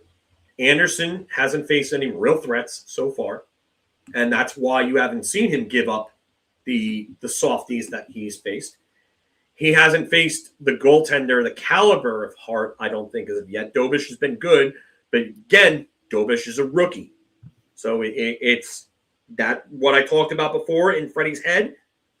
Freddie had the mental advantage there because he's going up against a rookie. So now he's facing an experienced goaltender who was playing at a very, very high level, who played very well against a dominant Colorado team who lost only 1 game entering the Western Conference Finals, and Vegas dismantled them. And you talked about, Carolina's system is going to give Vegas fits. Do you remember who Vegas beat in 2023 to win their Stanley Cup? That would be the Florida Panthers. And how do the Florida Panthers play? They play a very physical style. No. They play a very up-in-your-face style that prevents you from getting out of your own zone the same way Carolina does. And you know what they do? They do it even better than Carolina does. Mm-hmm. That's why they've won 2 Stanley Cups. That's why they went to 3 Stanley Cup Finals in a row. They play that same game, and they play it even more physically than Carolina does. And Vegas beat them with a team that you could argue that was lesser than the one they have now. The only thing I would say is that while they don't have, Alex Pietrangelo now, they have better goaltending now than they did back then. So they're better suited, and they're a more complete team now than they were 3 years ago when they won. So I do think that Carolina is going to have a lot of trouble dealing with Vegas's physicality. And one thing I think you're going to see, Andrei Svechnikov is going to take a lot of bad penalties in this series. He's going to have a lot of trouble dealing with Vegas coming at him in swarms and hitting him and making his life hell. And that's going to lead him to get frustrated and take a lot of dumb penalties. I know Dwayne would probably be in the chat and say, oh, that's not going to be the case. We've already seen it with Svechnikov. He's already taken some dumb penalties in this playoffs. I think it's going to be worse because kind of like Mario Lemieux and some other guys in the past, when you get on them, and even Connor McDavid does this as well, when you start playing them physically, they start to get real annoyed, and that's when they start throwing around those cheap shots. And Svechnikov is known for his elbows around the league. I think that's where you're going to see him take a dumb penalty. And I wonder if it's going to be to the point where he gets himself suspended for a game. Because he's got a rep as it is. Oh, yeah, Malkin. Malkin's another one. So I also think that Keandre Miller, when we talked about Keandre Miller before, and I was alluding to this, Keandre Miller looks a lot better in Carolina than he did in New York. Why? Structure, system, better supporting cast. Carolina's system gets the best out of defensemen. Want to know why? Because it's puck possession, and that means that you're defending less in your own zone. Mark, you talked about the Demidov goal before. That's not the only time that Keandre Miller has been susceptible to a boneheaded defensive play where you're just like, what is he thinking in Carolina? I'm sure he might be leading the NHL plus minus right now. That's great. It's kind of a deceptive stat. Remember, Marek Malik led the NHL in plus minus in the 2003-2004 season. And we all know how great Marek Malik was in New York. So I just think that Miller is going to be tested, and the lack of production from Carolina's big guns and the lack of their power play is going to really hurt them against a team like Vegas who has great specialty teams and who has the leader in shorthanded goals this postseason on their team in Brett Howden. And actually, Brett Howden's also the leader in even strength goals in the NHL. And they also have the leader in power play goals in the NHL on their roster. So Carolina, they're in for a tough matchup. I think they'll win a couple of games, but I think Vegas is winning this in 6. I would not even be shocked if they won any less. First, let me just apologize to my two partners yet again, because though Mark messed up. This is the biggest one of all time, guys, because how do you do a Stanley Cup predictions show and forget the Stanley Cup predictions? Oh, no. Sorry. No, that's not deserving of a Mark messed up. It's deserving of it. All right. We could have saved that for last, and that could have been the closeout to the segment. It could have been. However, let me go with this. Carolina Hurricane fans, I have been picking against them. I've given them the worst treatment for the longest time because I doubted they would ever make it this far. Now they have. Congratulations. And it's been a hell of a run. I have been impressed with Carolina. They are worthy of the Stanley Cup. But I am going Vegas in 6. And I think it's because, again, Mitch Marner has more assists than Taylor. He's got as many assists as Taylor Hall has points. Jack Eichel nearly has as many assists as Taylor Hall has points, and he's leading Carolina. Either one of these teams are going to really push to be the Stanley Cup champion. Like they're worthy of it. There's not like, it's not like when Montreal was here 5 years ago, the first year we did this show, and you're like, how the hell did Montreal get here? But in the COVID shortened season, this is more like these are two worthy teams, which I do think this bracket format is better at getting the best teams out of there. All criticism aside. But I just think the magic carpet ride, Anthony, you had a great point about Destiny. And it's such a good point, because I think the other part of Destiny is sitting in Vegas right now. Mitch Marner is just the epitome of this, because Well, yeah, but we're supposed to end the segment right there. Mikey is basically saying you had to Vanessa Williams it. Yeah. Oh, at least I didn't get some pictures of me out there. So we don't ever want to hear you sing Vanessa Williams. Please never do that.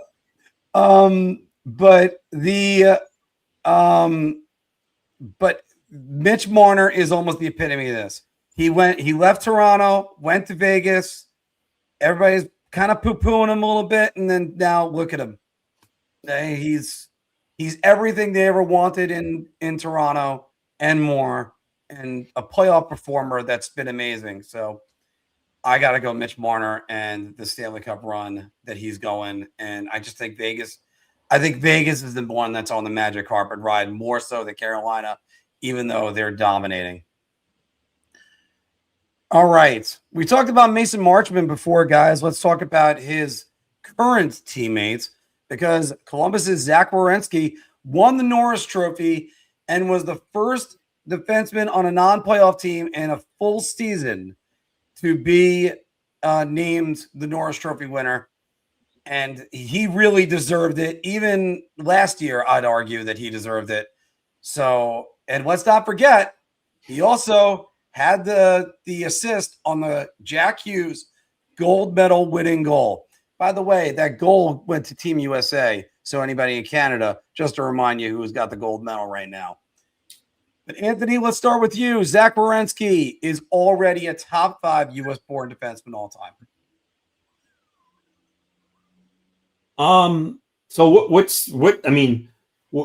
are you encompassing just like all around best top 5 U.S.-born defenseman, or are you strictly just talking like his just his offensive prowess and just his natural, just his natural ability, or just everything that comes with being top 5? Everything. All right. Well, so right off the bat, you have Housley and Leach. They're there in the top 5. Then you have, I know he wasn't known for it, but Chris Chelios has 948 career points. I was about to say Chelios had to be number 1 and 2, him and Leach. And on top of that, he's just nails of a player. So he's there too. So now you have 3 spots. So from there, Gary Suter has 844 points, hell of a defenseman. John Carlson actually active, top 5 right now, 785. Even Matthew Schneider, 743. And then you talk about guys who are still playing in like an Adam Fox.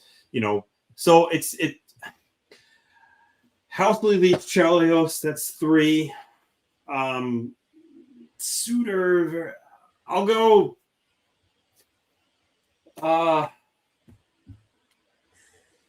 Suter, Fox. I'll go Beer. I'll go Beer. I think it's certainly debatable, because you can give Gary Suter that 4th spot, and then 5. Yeah, you could go Werenski. You can go Kevin Hatcher. He's there. John Carlson again in the mix. So I'll go Beer. When it's all said and done, though, Werenski's not old, so you got to remember that. I think when it's all said and done, I think yes, maybe he certainly 100% is in the top 5. But for me right now, I gotta go Beer, because I can make a case either way. Phil, what do you think? Wow.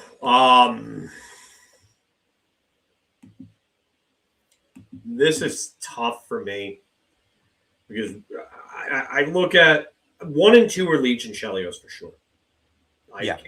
I would put Leach at 1. I know there's, a lot of people are going to say, oh, well, Homer. I just think Leach was better for a longer period of time. I think he was closer to the top of the game for a longer period than Chelios was. Well, Chelios' longevity is ridiculous, though. Like, he went from, I think 86 or something like that to 2008 in the NHL, or 2009 in the NHL, and was a very serviceable defensive defenseman for the last 10 years of his career. His offense completely went off the deep end after 97. But I mean, he was a very, very good shutdown defenseman for the next almost 10 years. But Suter, as great as he won a cup and a Calder. But Suter was never a top 5 or so defenseman in the league. He never won a Norris.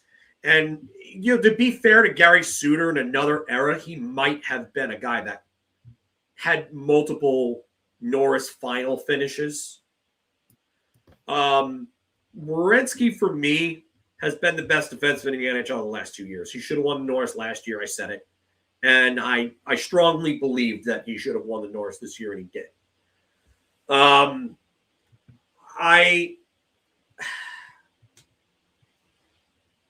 gonna go Beard, because there's an argument to be made for it. Right now, a healthy Adam Fox to me is right on that level. I don't care what anybody says. Adam Fox is one of the very rare few players where the eye test and the analytics agree. And Zach Werenski is one of those as well. But Zach Werenski is a guy that does it all in Columbus. You see, without him, Columbus is a cellar dweller. They're a team that's a draft lottery team without him. And Adam Fox, look at Adam Fox. The Rangers went 2-11 without him. They were just below 500 team with Fox before the injury, and he left on January 5th in that. I think it was the Utah game. I think it was. No, Fox was the Tampa Bay game. I thought his last game was Utah. No, his last game was Tampa Bay. He got drilled. Okay. I watched that play, and I just went, no, he's out for a while. The Utah game was Sturkin's last game for a while. Yeah, they both went down in that same game, that I remember. But I look at that, and I say to myself, that's the type of impact that Fox and Werenski have. And you could argue Fox is right there. And then there's Quinn Hughes as well. I was waiting for you to say Quinn Hughes. Yeah, Quinn Hughes is right there too. So I can't say yes for certain, but he is absolutely right there. Would I put in the head of Gary Suter? Yeah.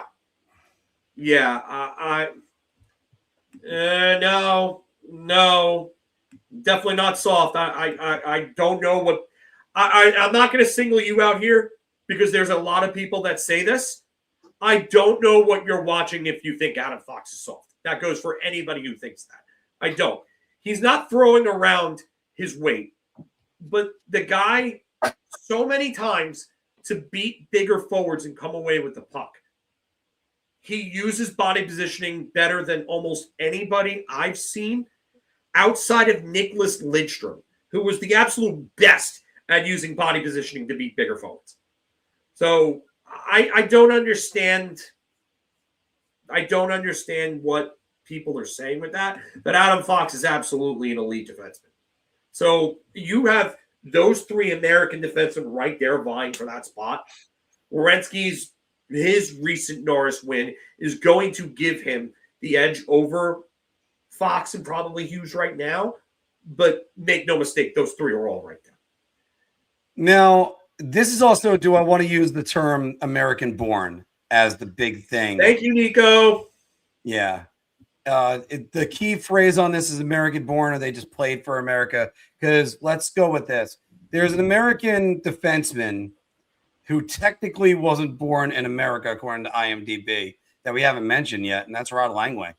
Rod Langway, who was born in Taiwan. You mean hockey? IMDb is for movies and acting. Well, I was like, I was puzzled. I'm like, why is Rod Langway on IMDb? Oh, good. Actually, you know what?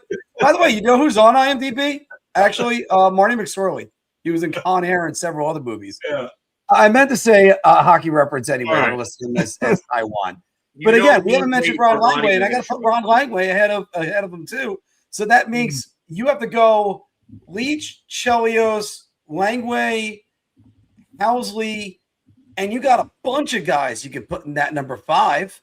So I gotta go. I gotta kind of separate it and say I gotta go shot on it.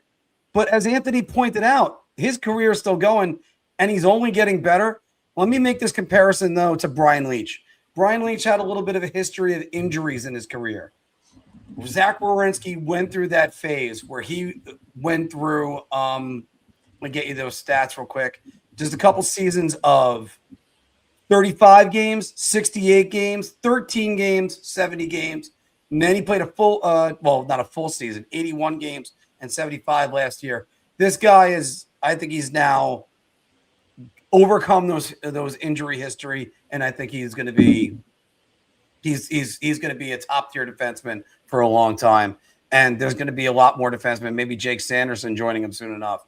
But we'll see what's next and what's in store for him. But at least we don't have to look on IMDb for him. So, Anthony, let's jump right back to you because I know you're running low on time in a minute. The Montreal Canadiens, you look at their centers. Nick Suzuki had 100 points, 101 to be precise. But Oliver Kapanen, 37. Alex Newhook, 25. Jake Evans, 24. And you can see the rest, Kirby Dach and Philip Deneau. But Montreal's primary focus should be to acquire a quality second-line center. Get the hoop. This is a round. Montreal has been in the mix for a center linked to many guys. They were in talks, they were mentioned as a team for Robert Thomas. They've needed another center for quite some time, and I think they're definitely going to explore the market on every center who's available. So for me, this is an easy round. I just think they're going to acquire somebody that could play that second line center position. And I know while he's not a center primarily, but last summer they were heavily linked to Jordan Kyrou, and I think that's another name that just in general of a guy they're going to target. But I think they're no doubt going to bring in another guy at the center ice position.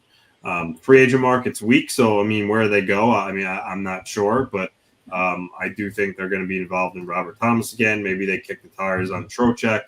I think they definitely need another guy down the middle. Yeah, I think you also kind of answered one of my answers on this one. But Phil, where is it? The hoop. All right, you're coming. Yeah.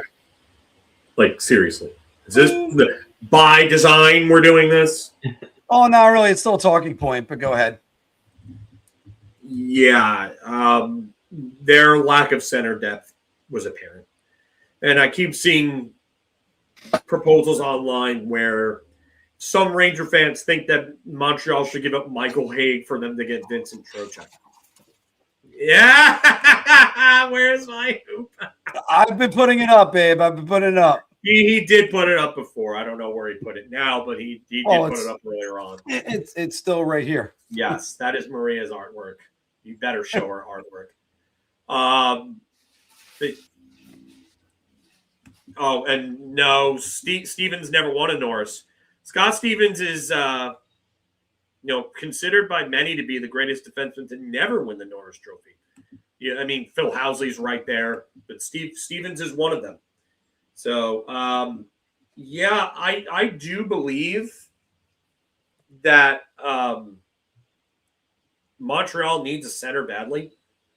Their lack of matchup ability against Carolina was apparent, and they need someone. I don't know. Robert Thomas would be a great pick. Funny enough, him and Suzuki were the same draft, 2017. So I think Robert Thomas would actually be a perfect fit for them. They have the ability to do it as well because the players that they have, kind of like the prospects that they have, could fit it. If they were gonna trade Michael Haig, that would be a player that I think that they would trade him for too, because Thomas could come in right away and really give Montreal a good 1-2 punch of two-way centers right down the middle and make them a favorite to come out of the East. So I don't know if they're going to land Thomas, but yeah, this is absolutely hoop. Yeah, it's definitely a hoop. They need to get somebody that gets in there to address that need, and let's get that round up there. But the other part of this is maybe since we're on Robert Thomas, maybe Nick Suzuki won't feel lonely no more, or maybe it'll be 3 a.m. and he won't be lonely with all the points, or maybe that Montreal won't push you around. But they really need to get back to the real world. And because they are unwell. Because they're unwell, and they're definitely a little bent from this playoff series. And we got to get back to good. Yeah, they got to get back to good. We could go on with the Robert Thomas, the 3 and the Matchbox 20 references. But and look, and it would be quite smooth if they got Robert Thomas in there for that team. Yeah, so they can sing a little street corner symphony. Yeah, I now think, however, though, they should pick up the phone. Jeff Gorton needs to pick up the phone and call his old usurper, Chris Drury, and go, hey, how about Vinny Trocheck? Because that would really help us out.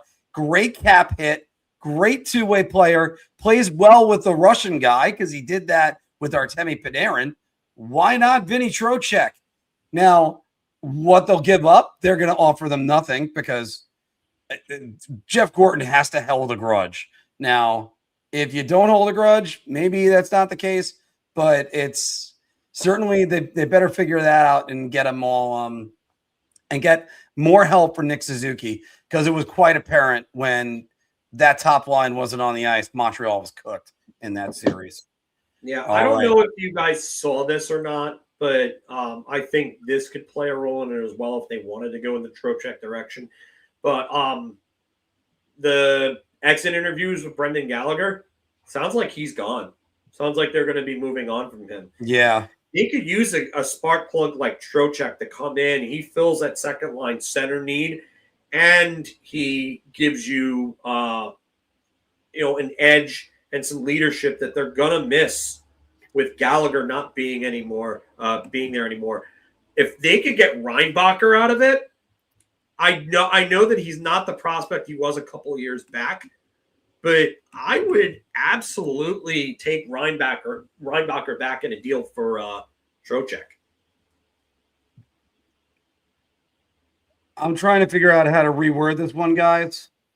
Anthony, we're going to do this one on the fly, so that now the Avs hire Chris McFarland.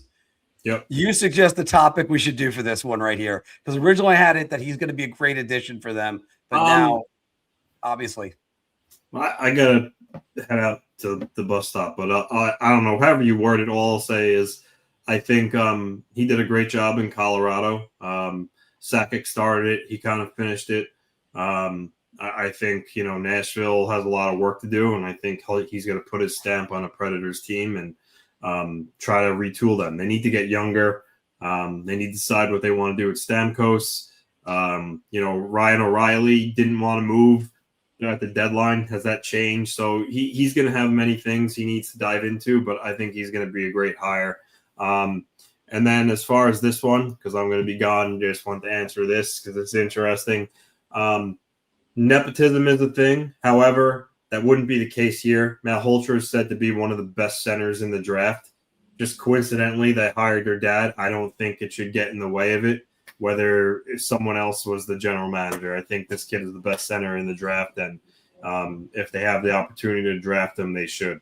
I get Stenberg, but size might be a concern with him a little bit. I think Malhotra is the total package, and I think they should go with him.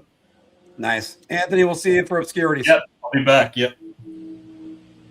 And Phil, let's go back to this one. So will Chris McFarland get Nashville into the playoffs next season?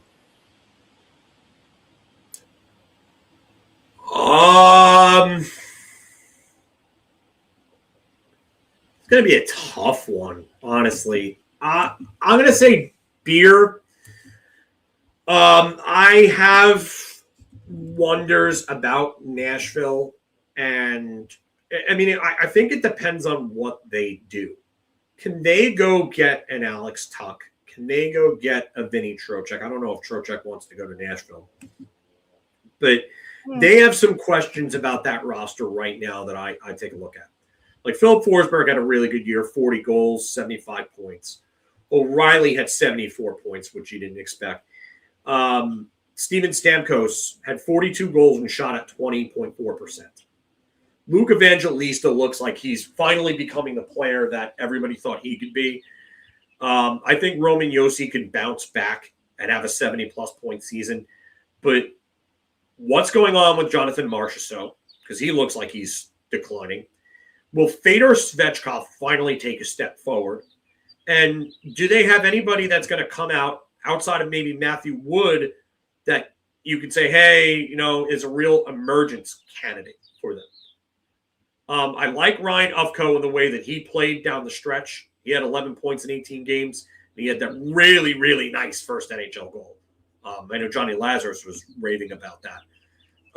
But I just wonder, can that roster avoid a down year with some of the guys really shooting at high shooting percentages, like Forsberg and O'Reilly each shot at 16.3 and Stamkos at 20.4.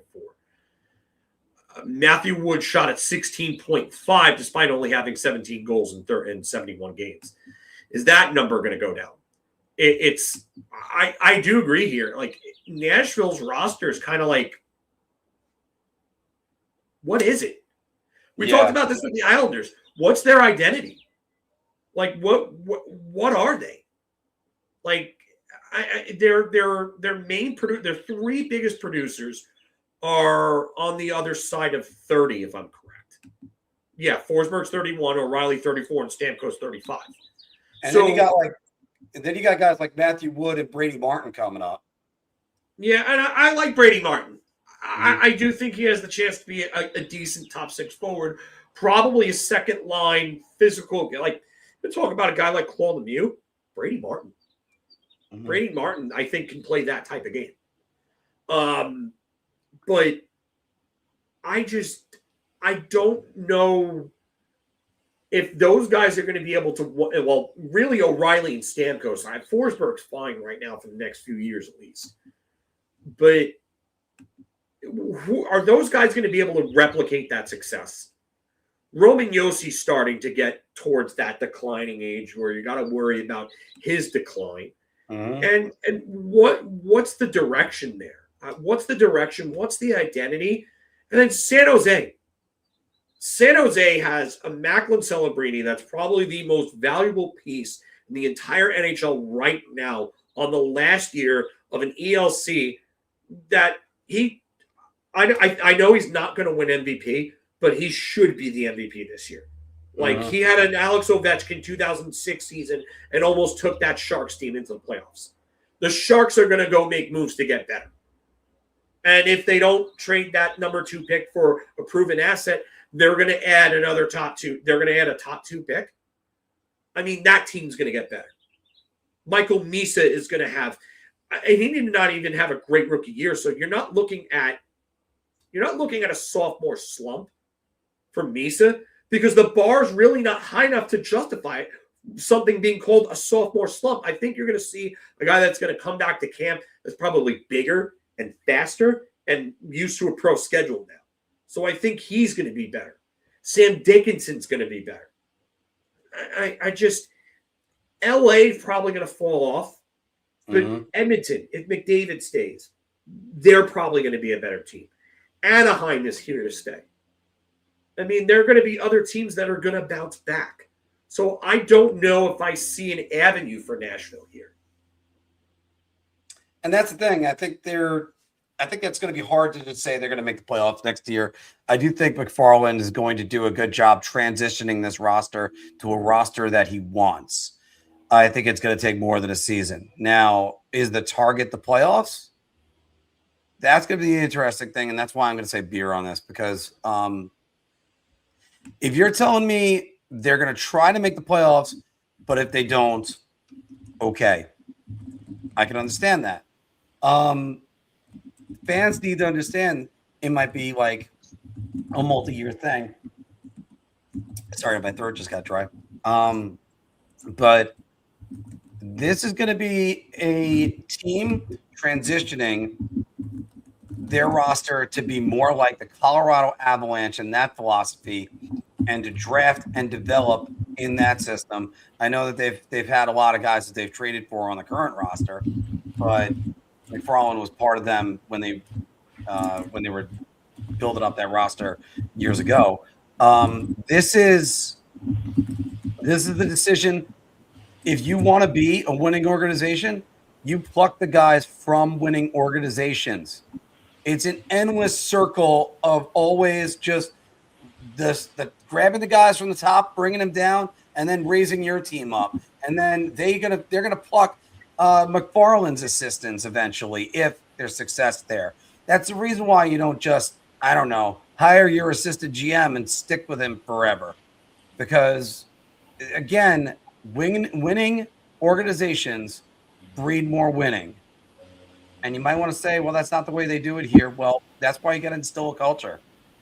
And I think it might take time to do that. Is Andrew Brunette his guy? That's another good question, because we know Andrew Brunette was Barry Trotz's guy, but might not be McFarland's. Does he keep him out of loyalty? By the way, that's another thing you could do. You could actually hire outside the alumni circle. How about that one? This is a great move for the Predators, and I, for one, welcome it. I just wish, let's say, a New York team had that kind of smarts.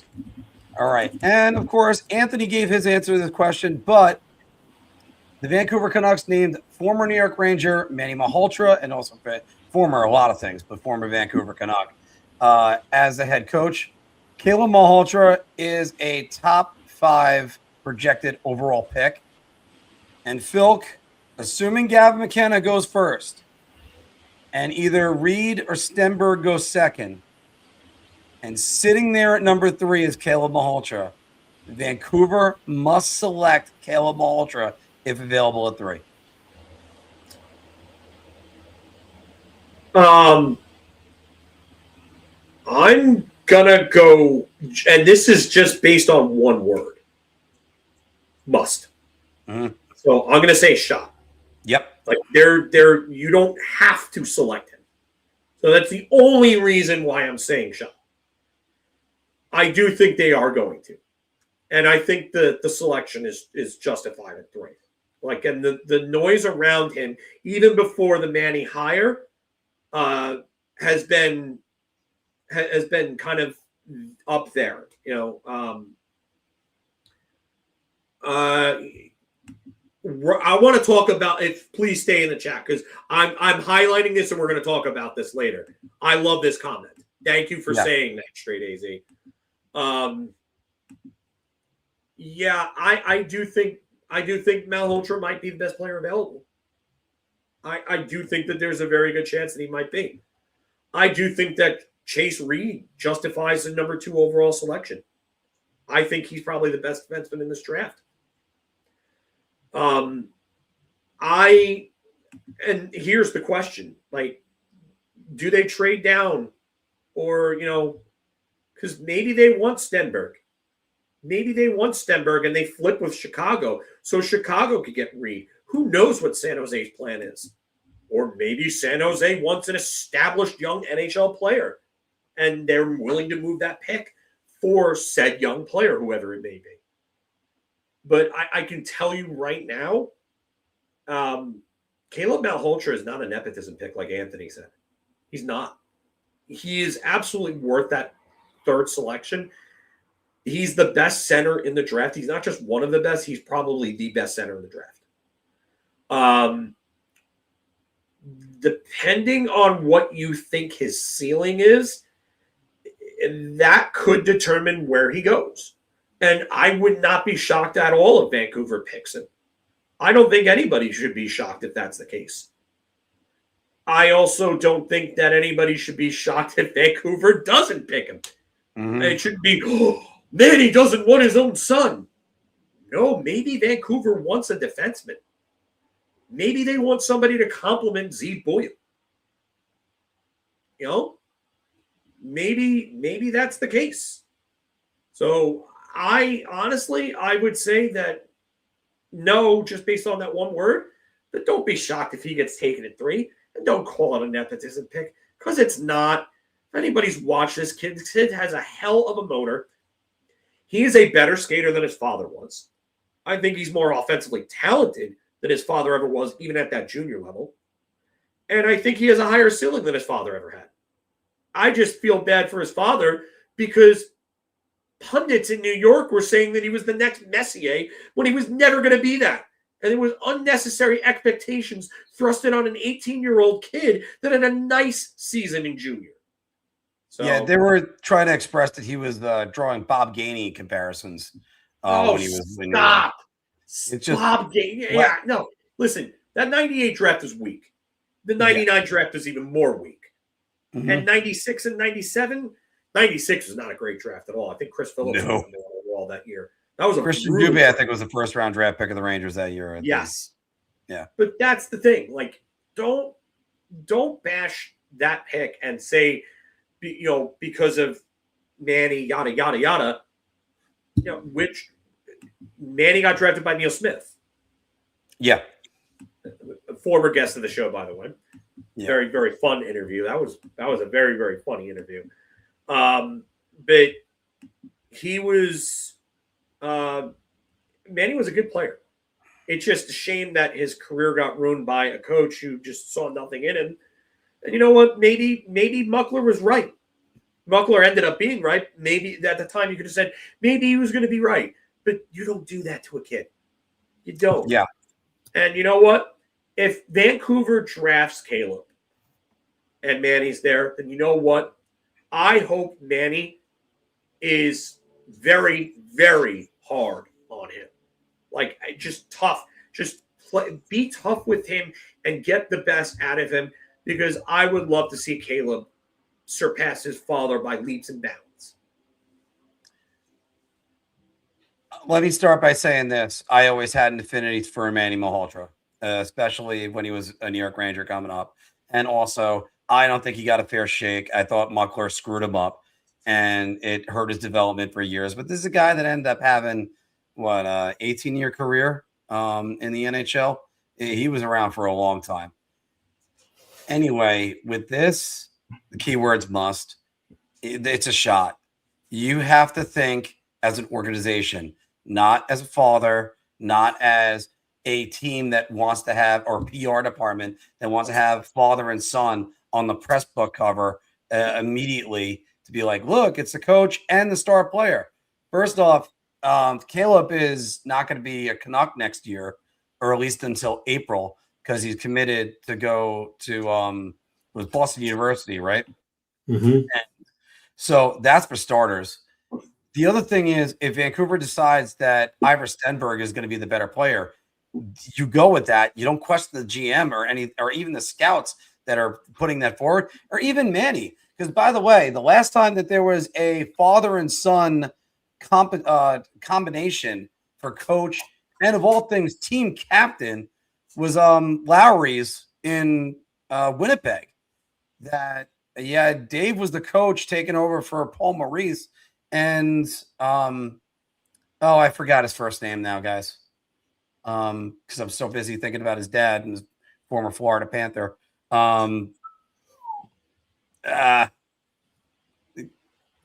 Winnipeg captain, guys. Marchment? No, the other Blake Wheeler? No, not Blake Wheeler. The Lowry. What was his first name? Adam Lowry. Adam Lowry. Thank you. Oh. Yeah, because I kept wanting to call him Dave. Oh, but Dave was his dad. He was the coach. He took over for Maurice. And it wasn't exactly a comfortable position. Yeah, it wasn't Justin. Did you say shot? Yes, a shot that they shouldn't select them. It's a must that they should select them? No, absolutely not. Oh, because I thought you should, because Malhotra might be the best player available at 3. So I was like, why are you saying shot? He's deserving. The keyword must. Yeah, I only said shot because of the word must. Yeah.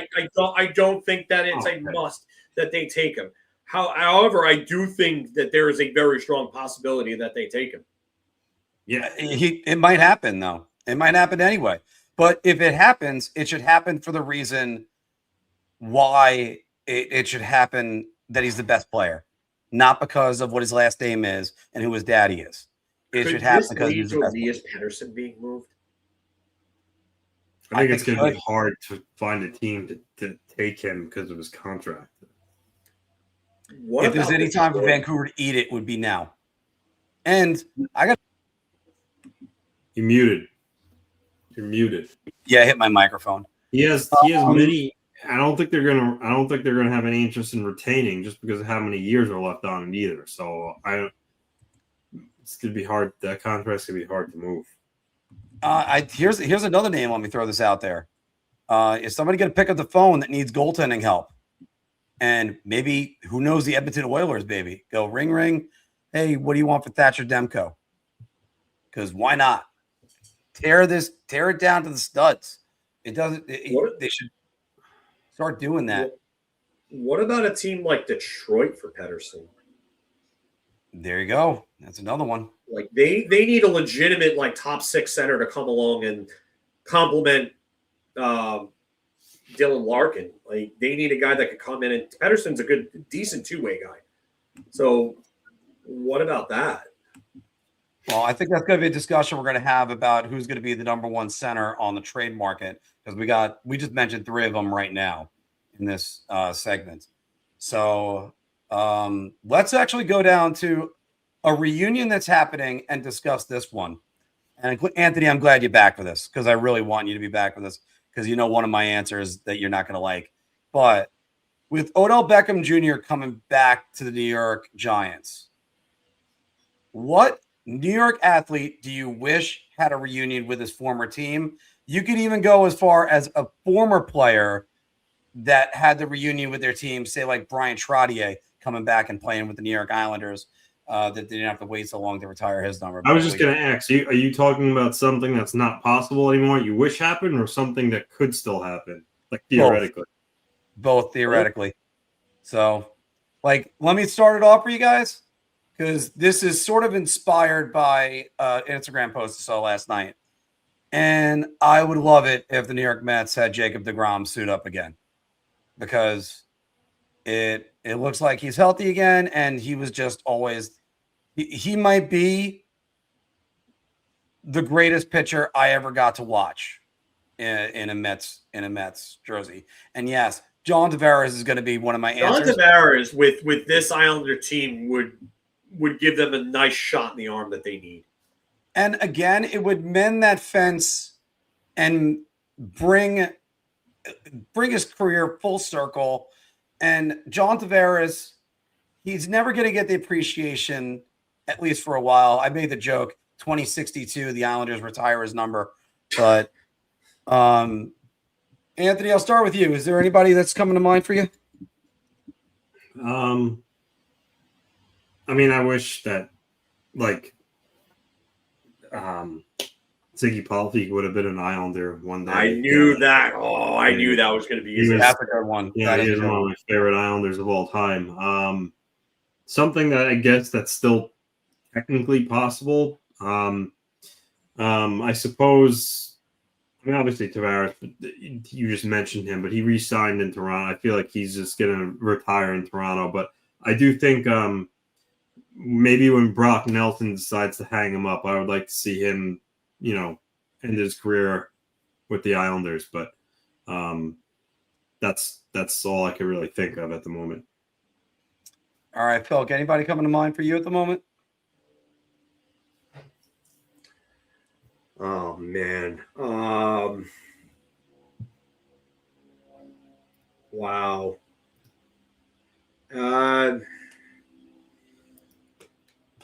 This is a tough one because I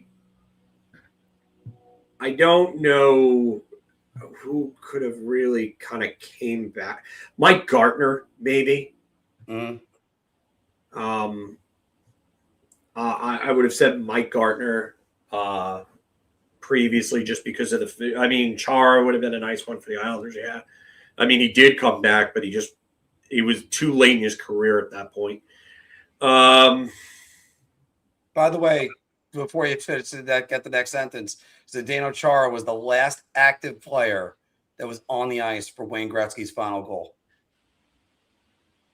Oh, yeah. 99. Yep. Mm-hmm.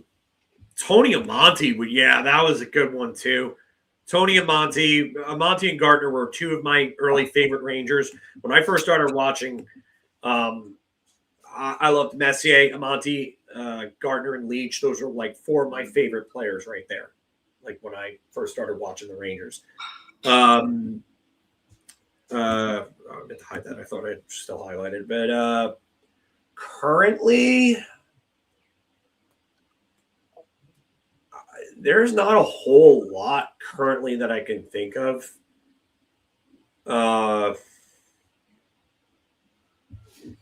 Maybe Ryan McDonough. No, not Mick. I meant to highlight the Ryan McDonough one, not the Rick Middleton one. The chat was moving. Kovalev came back, and then he just looked more of himself from the same. I think he looked worse the second time around. At least the first time around in New York, he was developing, and you were seeing flashes. But I know people say more set in his ways when he came back. Matt Zuccarello was going to be one of my answers. Yeah, I would probably say Zuccarello would probably be the current one that I would say, you know what?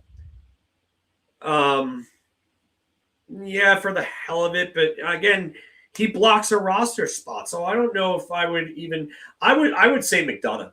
Just because they need a left-handed guy, and he would still be a solid defenseman that you could put on a second pairing. You could play Fox and Gavrikov, and then your second pairing, if you could just find a puck mover to complement McDonough, I mean, that would be a real solid addition. So I'm going to go with McDonough. I don't want Kreider back just because he would piss me off like he has in the past. He just, let me score 10 goals in 10 games and then let me disappear for 2 months. But LT. Oh God, I wish we had Prime LT. Holy shit, what I wouldn't do for Prime LT on this defense right now. Well, the thing is, LT never went away. Carl Banks did, so that's part of that. Mark Bavaro would be one of the ones that would fit in there. I'm trying to think of more hockey guys because there are many reunions that worked out for the Rangers. Dominic Moore is probably one of the best ones, in all honesty. But the only reason why Brian Leach isn't going to qualify for me is because once Sather traded him, it was over. He told him not to trade him and then traded him less than a week later, I believe, on his birthday. That was on his birthday. So that's the thing. It's just like that. And one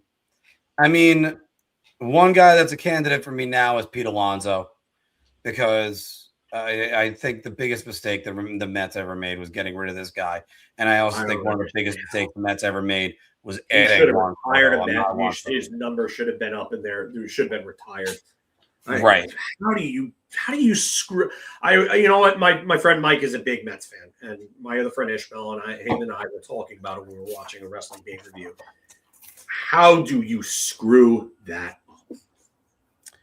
Very easily. Instead of telling the guys, I don't care about your politics, figure out a way to talk, because apparently politics was a huge problem with this.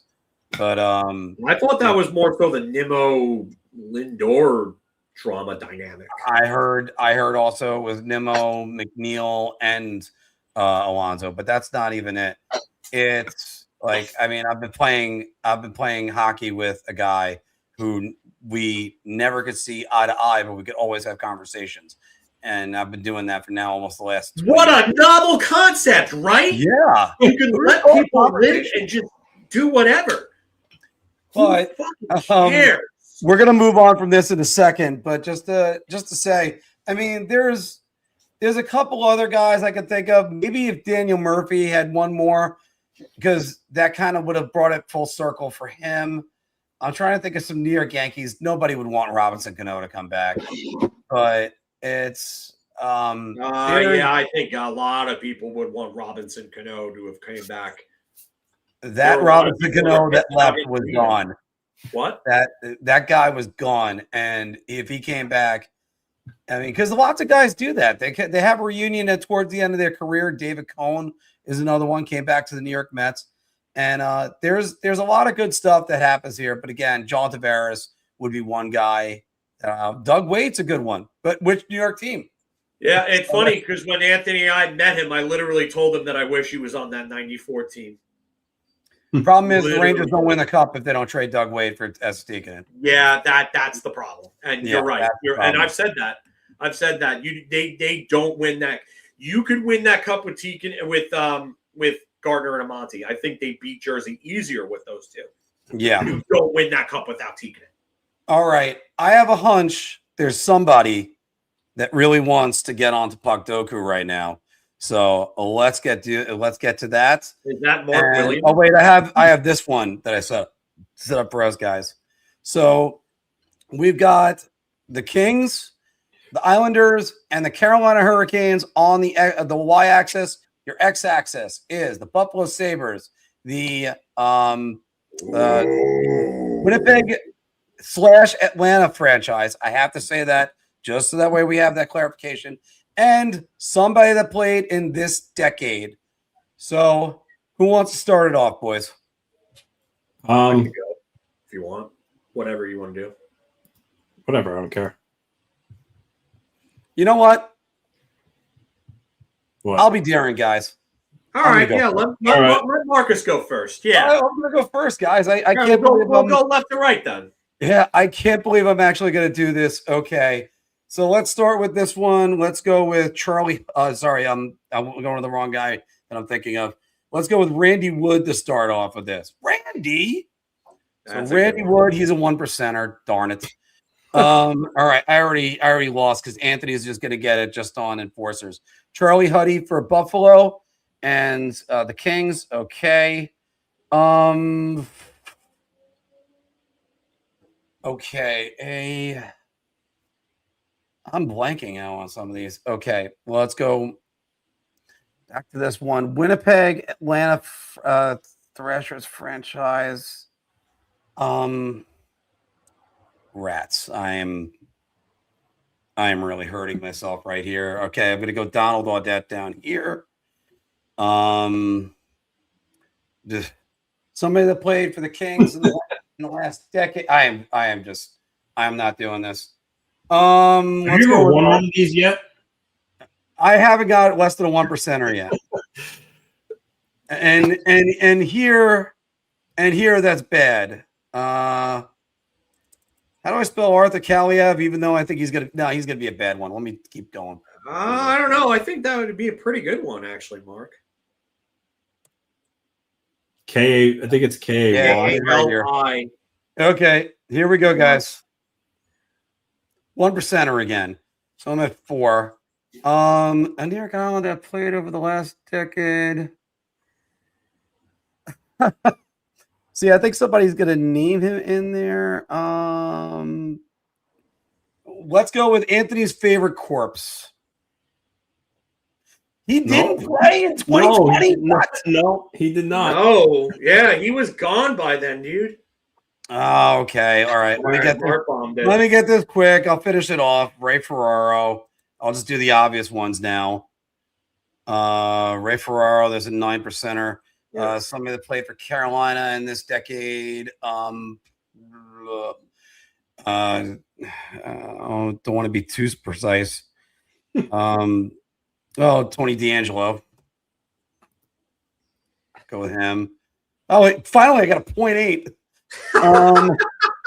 That's where I get the 0.8. Carolina, Winnipeg.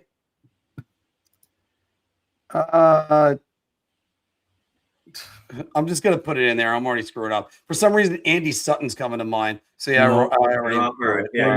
He never played for Carolina. No, I know, but that's where it's like that's called choking, Anthony. All right. So I had a whole bunch of 1%ers, and That's about it. Sorry. Bilk, you're All right. So, Carolina, Islanders and Buffalo. I'm going to, Maria, I'd like to excuse myself from this narrative. Oh, Brian Pothier erasure from Carolina and Winnipeg. Disgusting. That would have been a good one, actually. I'm not going to use it now that that's said. So I can't cheat. This one, Buffalo and Islanders, Adam Creighton. I know, Anthony, I know I'm not stealing one of yours because you're going to use Islanders defenseman. So I know I'm not stealing one of yours there. Yes, I'm going to try, yeah. Mark, I'm surprised you didn't use this defenseman for Buffalo and LA, but Doug Bodger. Okay, yeah, I've used him a lot too. So,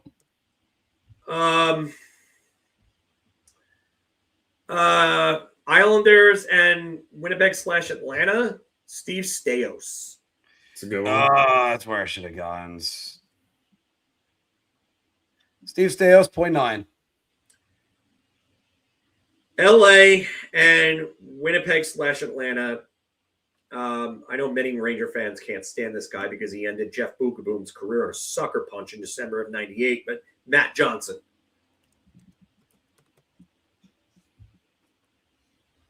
At a 0 right now. Islanders this decade.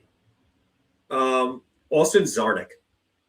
It's Czarnik, by the way. This is why I think they're listening to us. Okay. Pretty sure No, that's Joe Murphy. I know Joe Murphy's homeless. That's a sad story, dude. Former first overall pick in 1986, and the dude just... I hope he's gotten himself cleaned up. I really do.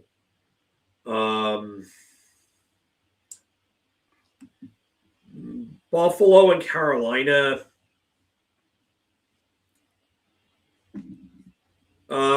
give me Randy Cunneyworth. He played for Hartford and Buffalo. I know that. And he's a 1%er. Yeah, I'm probably going to lose today. It's fine. Carolina this decade, give me Yanni Hakanpää.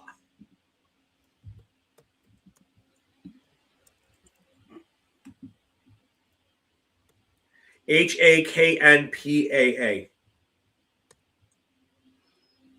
This one? Yeah. Okay. Sorry, Finns. Very tough. Sorry to Leo and to Tomas. Yeah, they're. I haven't seen them in the chat today. Yeah. LA this decade. Go Martin Ferk. It's FRK.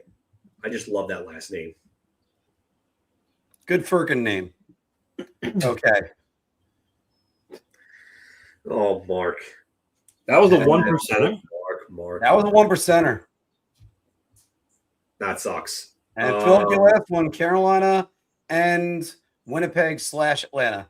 I'm probably not winning this. By the way, technically, the Carolina. First guy that I can think of off the top of my head that I think that has a chance at being a 0%er is Adam Burt.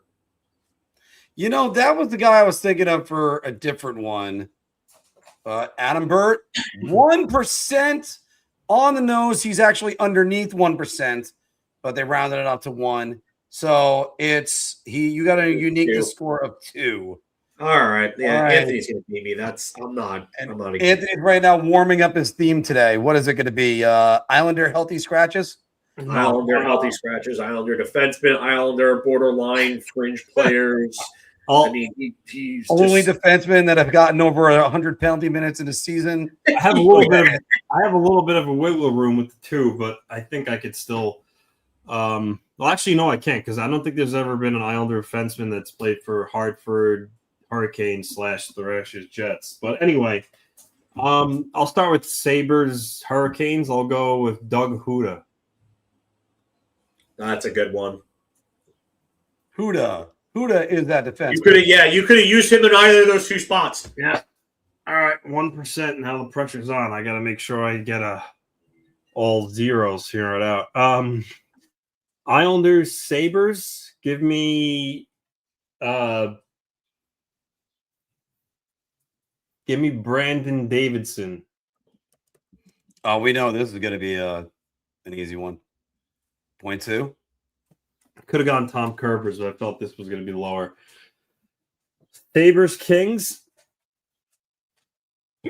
I could do Gary Galley, but then I actually might lose and Filk might win. That might be high.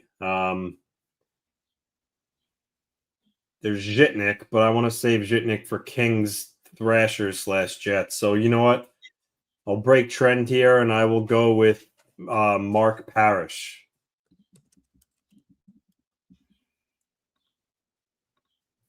0.5. And you're doing Zhitnik here, you said, right? Here's where I'm going to use Zhitnik.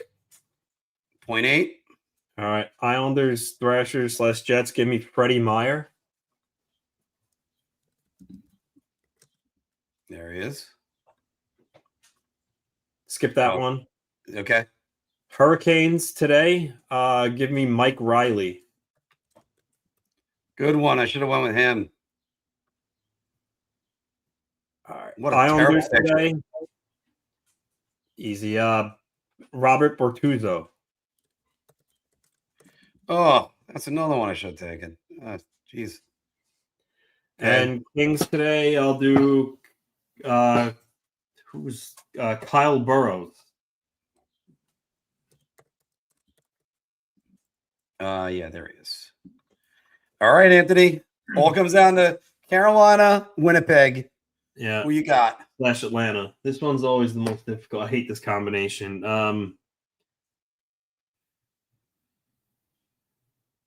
I think that's why I like you, not an Islander, but I'll go Eric Belanger. 0.6, Anthony takes the cake. All right. 0.8, I mean. So Anthony gets there. I just want to see for the Islanders because I can't believe I thought Andrew Ladd played in the 2020 season. That's why I was a little bit shocked about that. Scott Perunovich, that should have been one that was there. Will DeFore. Oh, geez. I'm surprised you didn't get. You could have named anybody. Like I could have named anybody. I don't know why. You get a name stuck in your head, and it's just like it's just bad. I mean, Hogberg. I mean, hell, even Robin Salo that was in there. So, all right, let's go to the pyramid, boys. We got the pyramid right over here. And our pyramid, the bottom is 500 points. Then you have to be a Montreal Canadian, 1,000 career games played, 30 goals in any season, a Chicago Blackhawk, and a Stanley Cup winner. Clearly, the guy at the top is Dennis Savard. Yeah. I think Doug Gilmour, too. Yeah, could be Doug Gilmour. So 500 points. 500 points in their career. I mean, shouldn't be hard. I mean, a lot of people. Does John Tonelli have 500 points? I mean, that would be a little. I'm pretty sure John Tonelli has 500 points. I'm pretty sure he's got 500. He's got 836. Yeah. So, yeah. John Tonelli will go. John Tonelli right there. I actually really wanted to put Pierre Turgeon here, but I think he's going to be too high. Yeah, you could do Matthew Schneider, but you might want to save him for the next one, which is 1,000 games. 1,000 games played. Yeah, I agree with you on that one. What about Shane Corson? Can we go with that, or Brian Bellows, or yeah, because as long as did Corson have a 30-goal season though? I think Corson definitely did. Well, then you might want to save Corson for the 30-goal season. You know what? Corson didn't have a third. Oh, he did. He had one. He had a 30-goal season. I know Bellows would be in there. So yeah, do you want to do Bellows here? Or, or is there any other Montreal Canadian we could think of with 500 points? Yeah, I'm sure there.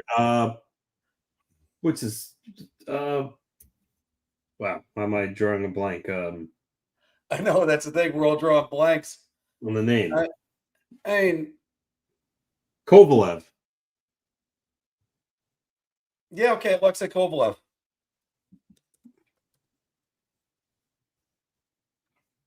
There's Alexei Kovalev. We now have a unique to score at 3.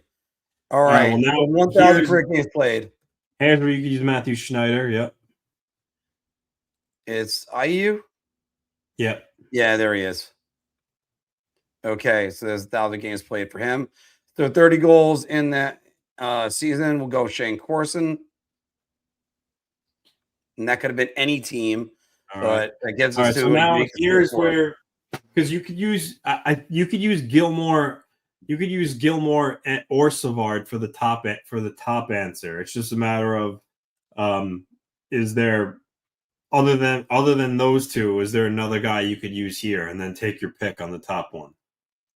Yeah, that's actually is Phil in with us right now? No. Okay, so he's out. All right. So you know another one? Corey Perry. So now you have 3 guys. You have 3 guys that fit these two spots. Okay, so you have 3. Gilmore.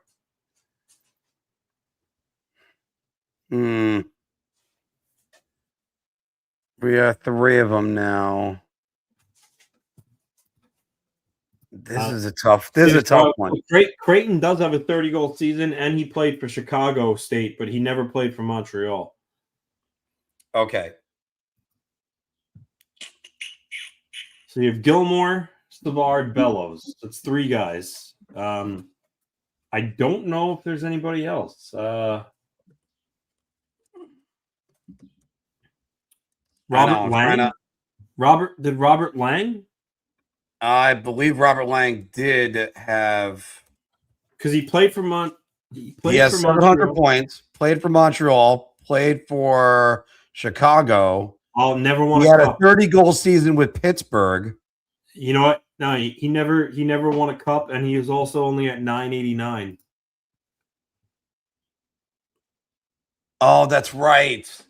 Because he needed 1,000 games played. Yeah. Lang was a good one, though. What? All right, you ready to roll the dice, Anthony? State's saying Thomas Vanek, but Vanek never played. Vanek never played for. He might be spitballing. I don't think he played for Chicago. I don't think he played for Chicago either. No, he didn't. And he didn't want to. Well, actually, it doesn't matter. The last one. Yeah, the cup doesn't matter until the last one. He never. Yeah, he never played for Chicago. Trying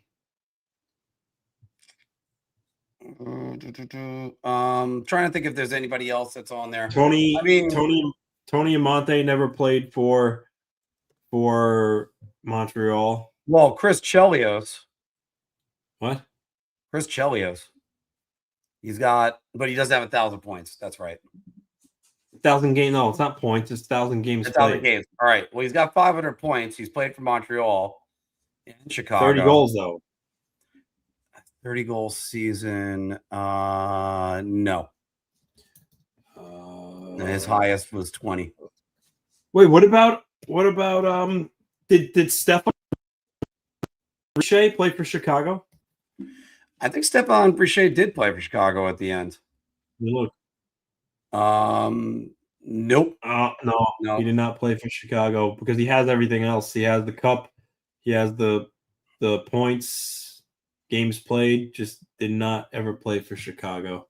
Okay, who do you want to roll the dice on right here? Do you think Savard would be the guy to roll the dice on? So if you're talking between Savard, Perry, and Perry, you might have the recency bias, so you might not want to go with Perry here. People might forget Gilmore was a Blackhawk. Yeah, you know what? Go Savard here. Go Savard here? Okay. Like, to be honest with you, I forgot Doug Gilmore was a Blackhawk. Okay, so we're going to go Dennis Savard right here. And he's at 29. And who do you want to go right here? Don't use Perry. Do Gilmore.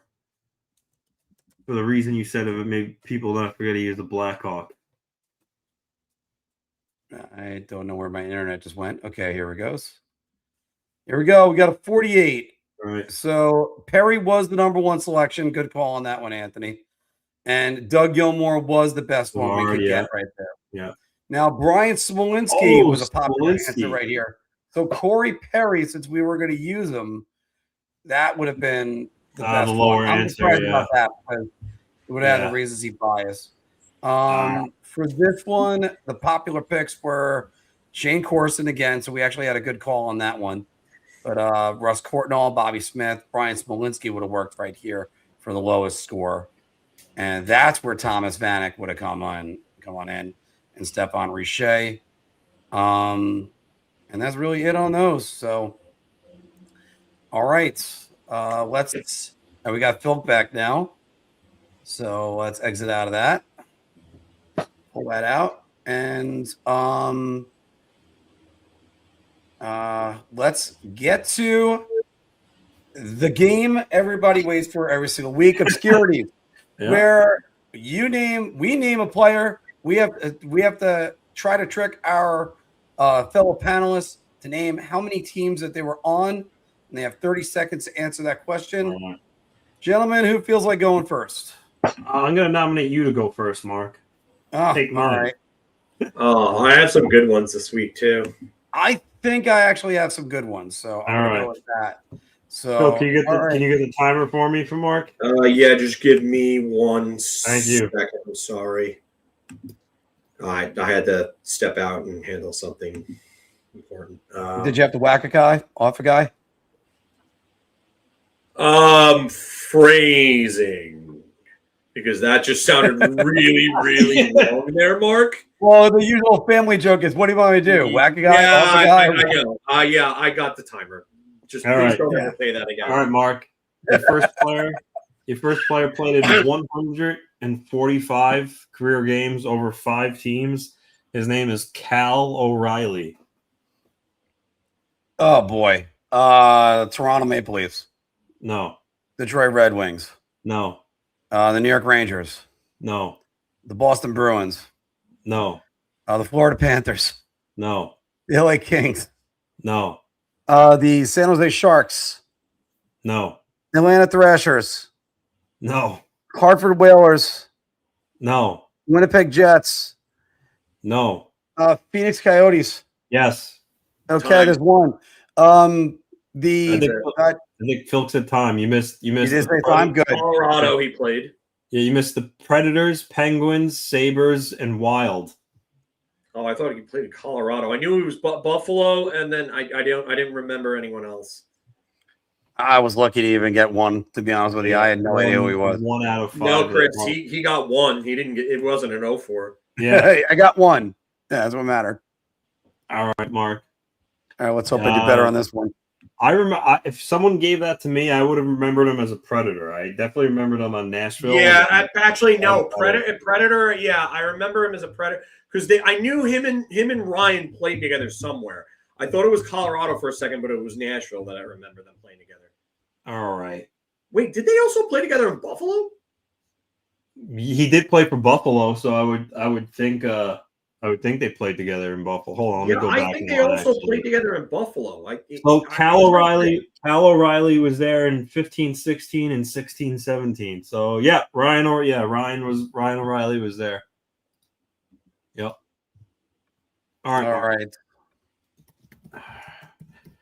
Pull up your next player. Phil, you got the timer? Yeah. All right. Looking for a better performance than this one, Mark, hopefully.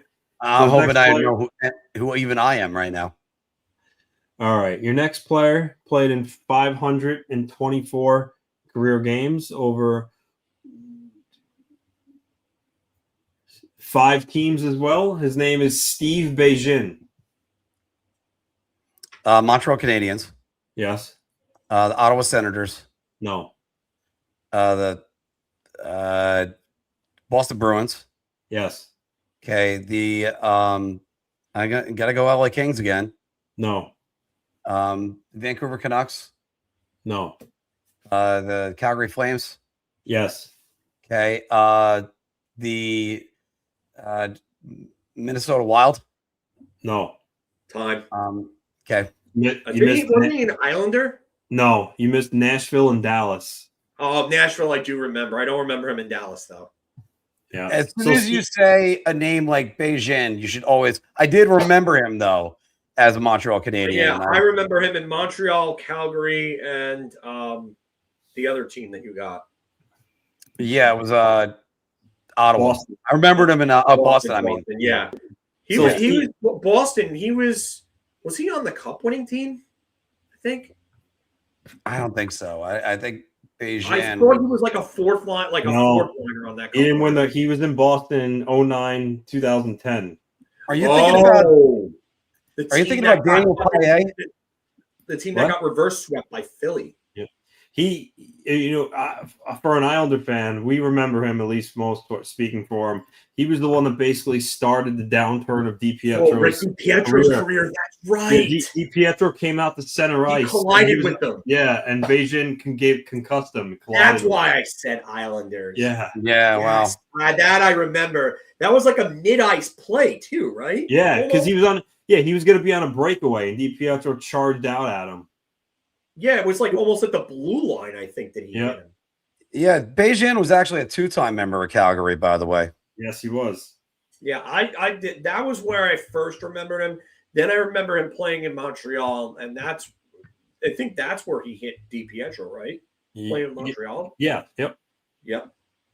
All right, Mark, you're a total of 4 right now, and you're a last player. All right. This player played in 636 career games over 5 teams. His name is Marcel Gosch. Oh, goodness. The Nashville Predators. Yes. Because that's where you're getting a lot of these from. The Washington Capitals. No. The Calgary Flames. No. Vancouver Canucks. No. Oh, my goodness. The LA Kings. No. The Florida Panthers. Yes. Okay. The Carolina Hurricanes. No. Time. Rats. You got 2. You missed San Jose, Pittsburgh, and St. Louis. Yeah, I remember San Jose and Pittsburgh. St. Louis, I don't remember. I remember the red jersey and him and his name. He spelled it GOC. Yes. I couldn't remember. I'm glad I didn't say Detroit for starters.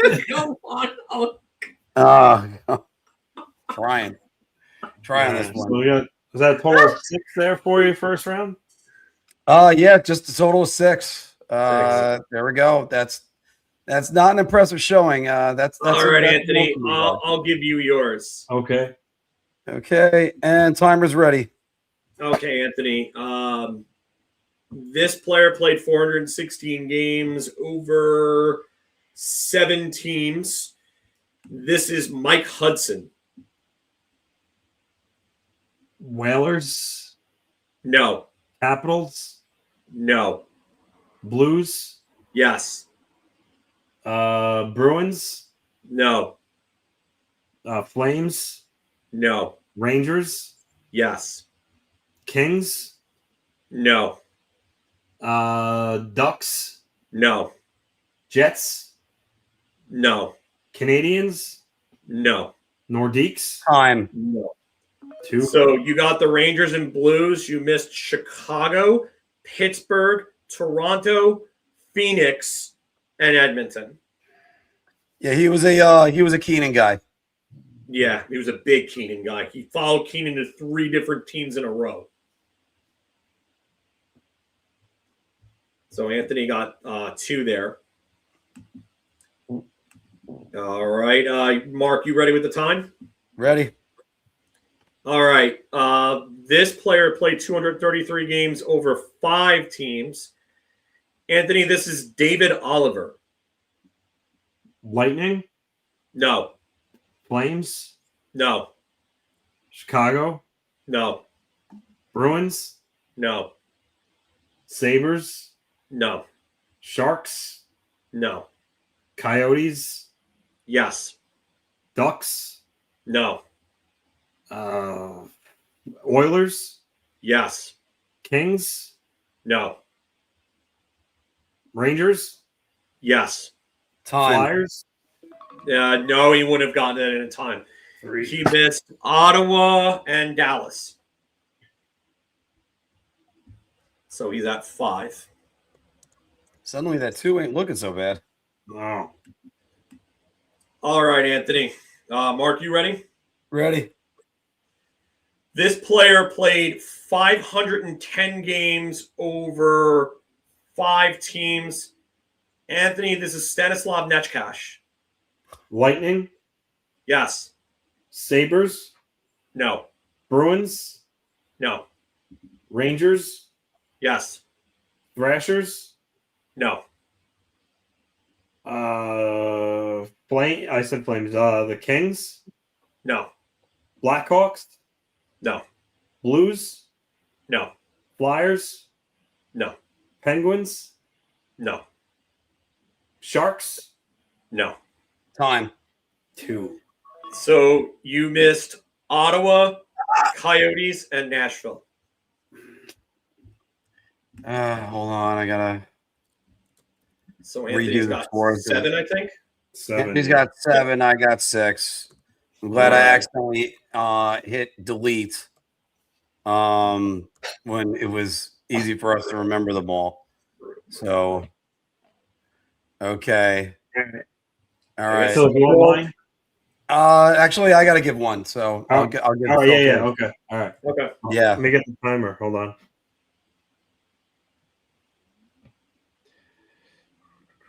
All right. I'm ready with the timer. All right. Phil, you ready? Yeah. Your first player played 334 games in the NHL, and his name is for 5 teams, and his name is Patrick O'Sullivan. LA. That's 1.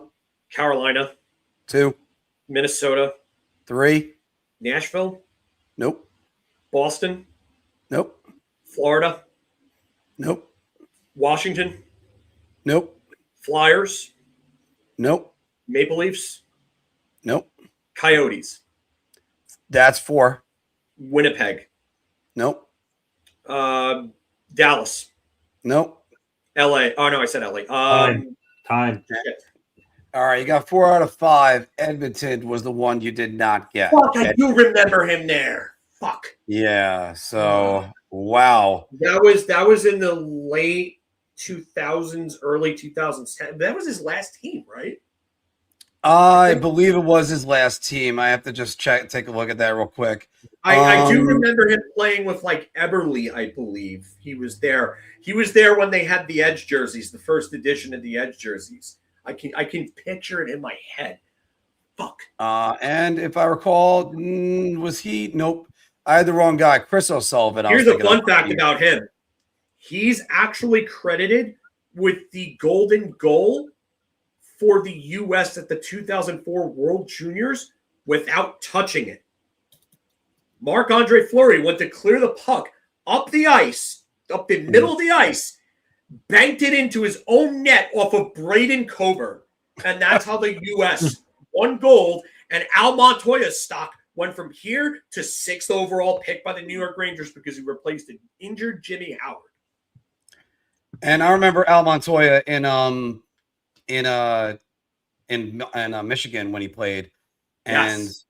I don't think you could have named a more Marc-Andre Fleury moment than right there. All right. Phil, this one might be this probably is going to be the easiest one out of all the ones you're going to get. But this guy played for 6 teams, 725 games in the NHL. His name is Yaroslav Modry. L.A., New Jersey. That's 2. Chicago. Nope. Toronto. Nope. Florida. Nope. Detroit. Nope. Atlanta. 3. Edmonton. Nope. Toronto. Nope. Philadelphia. That's 4. San Jose. Nope. Anaheim. Nope. Nashville. Time. You wouldn't have gotten it anyway. Ottawa and Dallas were the 2 that were missing. And as we got 4 of them right there. So that's 8 for you right now. And you got the lead Let's see if you could build on that. Now I got a common player's name. I could give you the year. It's a common name, just in case. Yeah, if there's a common name where there's multiple, you got to give me like the years then at that point. Okay. This guy started his career in 1993. He played 1,008 games in the NHL. His name is Jason Smith. Edmonton. That's 1. New Jersey. 2. Toronto. 3. Philadelphia. 4. Any more teams? 1 more. Florida. No. Nashville. No. San Jose. No. Boston. No. Anaheim. Nope. Chicago. Nope. Detroit. Fine. No, you wouldn't have gotten it anyway. You got Detroit in, but it was Ottawa. Ottawa. Mark, do you not remember I gave you Jason Smith a couple of weeks ago and you totally bombed him? Oh, me? Yeah. Oh, that's right, you did. I do not remember. Because there's multiple Jason Smiths. The big four I remembered. I just the fifth team. I don't. When was he with Ottawa? Was that at the very end of his career? I think it might have been the very end of his career. Because I know that he went from Edmonton to Philly. He went from Jersey to Toronto to Edmonton to Philly. So it had to be at the end of his career, I believe. Yeah, because I wanted to give you Alexander Seamack, and I was just happy I had a guy with so many. I would have known Islanders, Devils, I think Sharks, and Dallas right off the bat. Ottawa 63 games in his final season. That is correct. Yeah, so that's why I didn't remember Ottawa. All right, so the scores at the end of round 1. Here we go. Anthony and I got a lot to make up, but apparently, Anthony, I give out layups even in this game. Apparently. All right, Mark, you want me to give you yours? Yeah, let me bring up third place. It's always great to get the bronze in this, everybody. It's so great to get the bronze. There's only 3 players. I mean, there's not another medal I could get. So I got the time. You're so hard on yourself. I love it. But you shouldn't be so hard on yourself. You've almost. I know. It's always good. All right, so Anthony, you ready with timer? Yep. All right, this player has played 461 games over 6 teams. Mark, this is Jim Vandermeer. Did he pitch back-to-back no-hitters? All right. Yes, I know. The Chicago Blackhawks? Yes. The New York Rangers? No. The Detroit Red Wings? No. St. Louis Blues? No. The Toronto Maple Leafs? No. The Edmonton Oilers? Yes. The Calgary Flames? Yes. The Vancouver Canucks? No. LA Kings? Time. You missed Philadelphia, which I thought you were going to get. You missed Phoenix and San Jose. Oh, I said San Jose was going to be my next guess, too. I figured you were going San Jose, but if you didn't waste your time making a joke about a relief pitcher. No, not a relief pitcher. Back-to-back no-hitters. The Johnny Vandermeer, the unbreakable record. So you didn't make that joke afterward. Yeah. Oh, I couldn't help wasted myself. a good 5 to 10 seconds with it. I know. Well, I'm at 9 now. So I got to catch up with this one. I want you to win this. You don't understand how badly I want you to win this. And here you are making jokes about pitchers throwing no-hitters and wasting valuable time. Oh, it is one of the most unbreakable records in sports because you have to throw Alexa, 3 no-hitters please in a row. bring Lit, my own worst enemy. I hope your Alexa goes off for it. Yeah, Unc got to be a comedian instead. Mark would airball a layup. Actually, that's why I'm not a basketball player. I could see him doing that. I've tried layups that didn't even touch the backboard. They're not that great. Yeah. My wrist shot's much better. All right, Phil, what's the next one? All right, Anthony, you ready with timer? Yep. All right, this player has played 501 games across 6 teams. Mark, this is Dave McElwain. No. The New York Islanders, the Ottawa Senators, the Calgary Flames. Nope. The Montreal Canadiens. No. The Toronto Maple Leafs. Yes. Okay, the Buffalo Sabres. Yes. How many more do I need? 2. LA Kings. No. The San Jose Sharks. No. The Nashville Predators. No. Minnesota North Stars. No. Minnesota Wild. Time. No. Time? Yep. You missed the Winnipeg Jets and the Pittsburgh Penguins. All right, yeah. You were going good there with that one, Mark. You were that was one I was able to get right away. I know he was an Islander and he was a Senator. And then it was which Canadian team? I thought he played on the Canadiens, but then it was all right. No, it's the Leafs, and I knew he played for the Flames too. Good, and no more jokes too in the middle of the thing. So that's good too. I like that. Oh, that's okay. I'm pretty much in dire straits anyway. So go ahead, the last one. All right, Anthony, you got the timer. Oh, never mind. No. Yep. All right, I'm ready. All right. So, in the spirit of what we talked about earlier, this player played 598 games across 7 teams. Mark, this is Claude Lemieux's brother, Jocelyn. Jocelyn played for the Canadiens, the Devils. Yes. The Kings. No.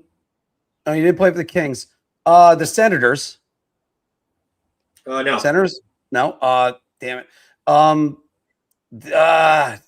The San Jose Sharks. No. I'm missing it. The Toronto Maple Leafs. No. The Florida Panthers. No. Time. Mark, I'm surprised because you have a very good knowledge of Keenan guys. This was a Keenan guy. Yeah. We played with him in both Chicago and St. Louis, which you missed. You missed Hartford. You missed Phoenix, which was another place Claude also played, and Calgary. I remember him so distinctly with the Devils. And I remembered because what were the teams I did get? The craziest part is that he didn't even play with Claude in New Jersey. Claude was gone when that happened. So he only played 18 games there. That was the shortest stint in his career. A mere 14, so Phil will pass me on the next one. This is the reason for the self-deprecating humor. All right. Anthony, go right ahead. Sorry, Phil, you gotta wait. Hold on. Where are we going? No. I have to give you yours, right, Anthony? What's left is I have to give Phil his, and you have to give yours to me. Thank you. I forgot where the hell we were going. So yeah, whatever order you want to go. All right, Mark, you got the timer? I got the timer. All right, Phil, your first player played in 166 career games over 6 teams. His name is Michel Picard.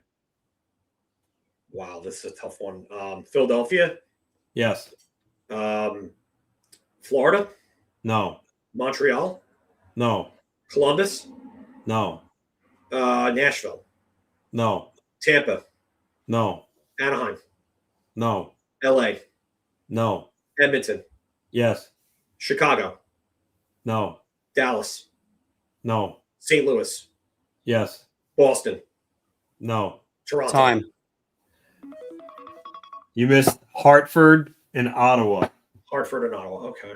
All right. Well, all right, that was a guy that I literally did not know, or remember off the top of my head. So yeah, that's a good one. That was 3 right there, Anthony. Right? Yeah. Okay. So a complete guesswork there on my part. So I'll take the 3 and run with it.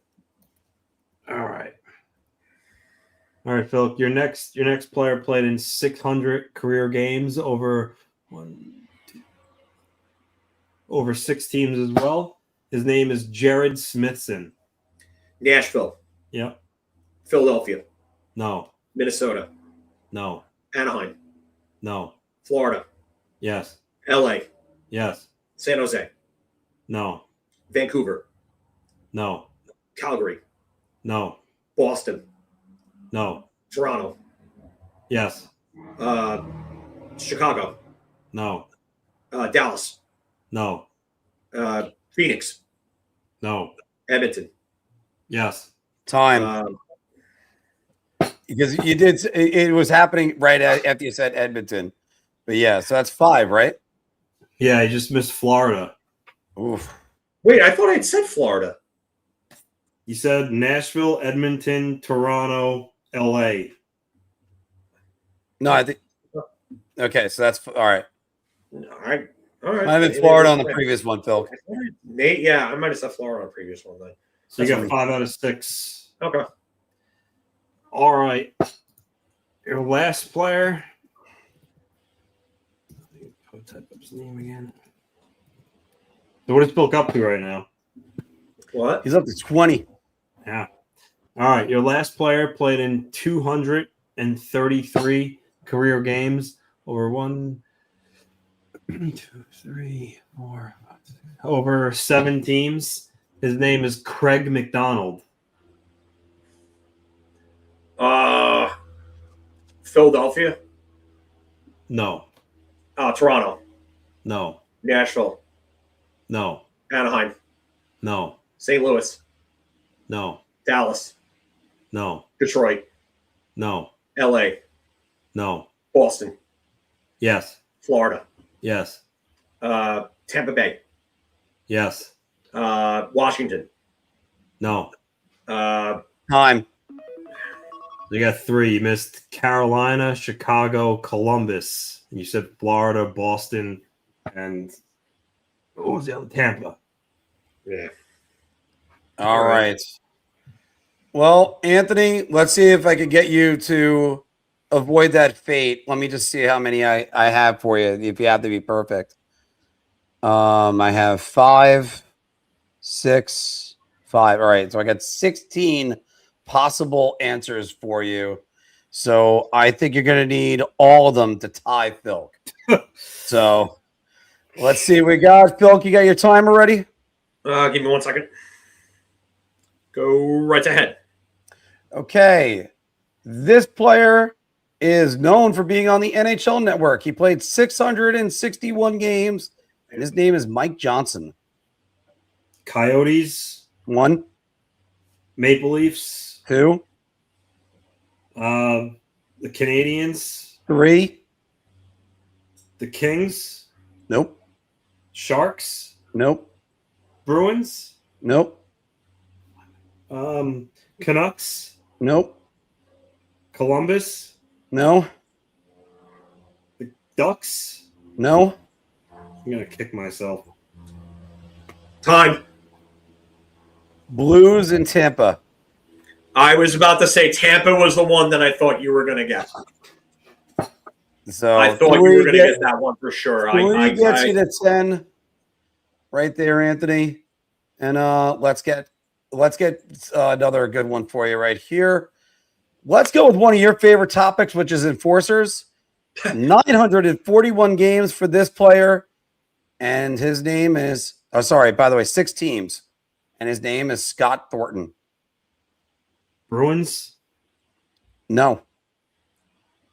Oh. Scott Thornton.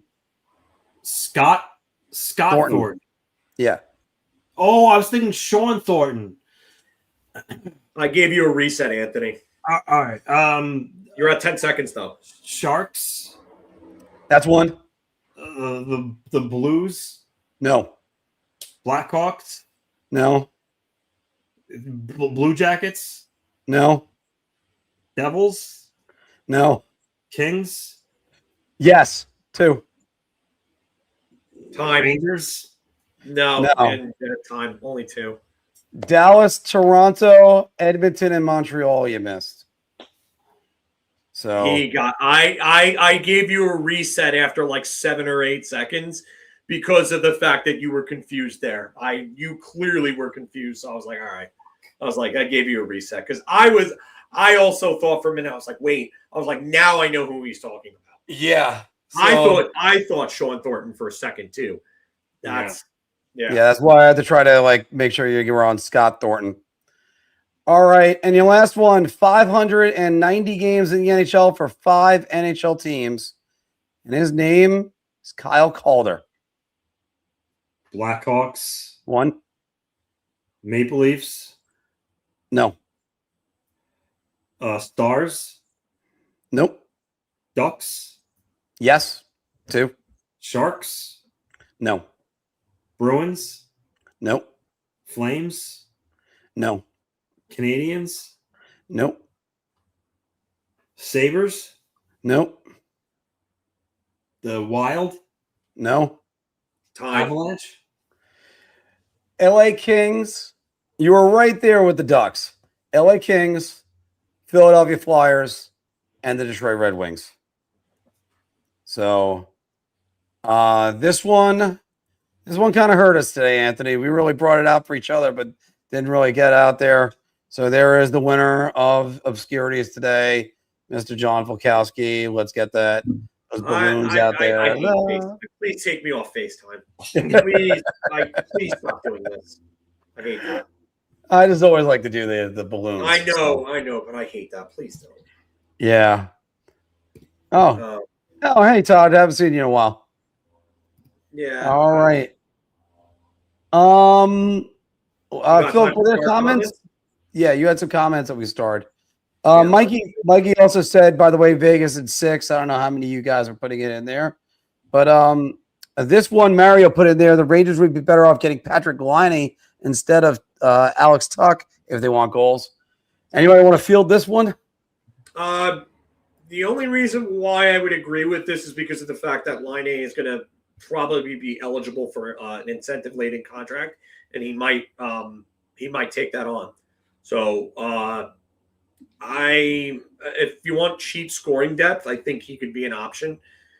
But again, I think I'd rather just see the kids go, the Rangers go younger and let the kids battle it out for something like that. Like what do you get out of bringing Patrick Laine, especially a guy that's, 1, a noted not great skater, and 2, why are you going to block a path for a young guy to come up and make an impact with this team? For him, at least. Yeah, I wouldn't have even tried it with him. I just thank you very much. He only played in 5 games this past season. Laine. Yeah, he's not gonna get a lot of money. Like, there's gonna be, looking at him and what happened with him.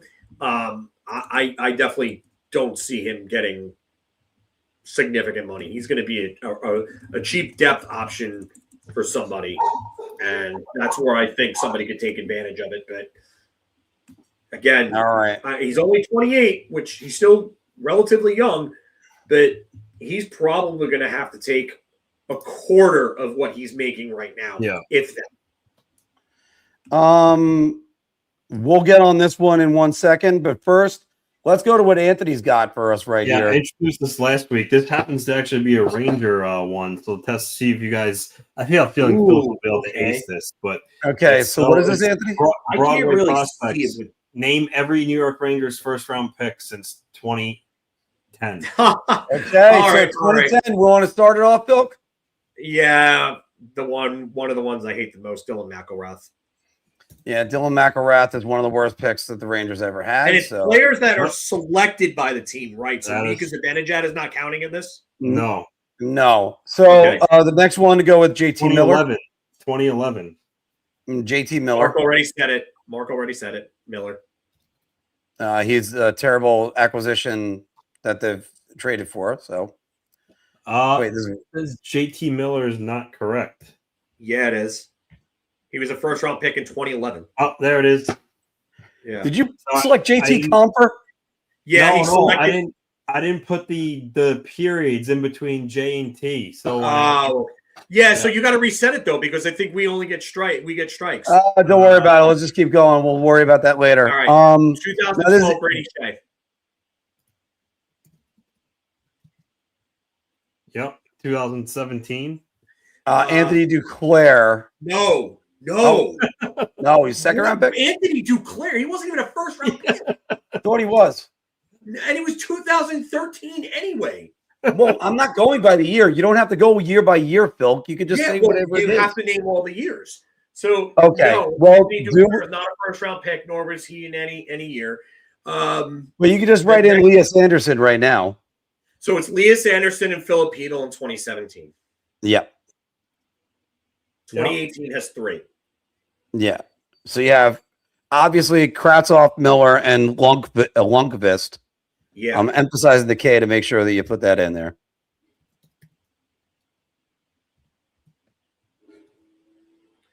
Yep. 2019 is just Capo Caco.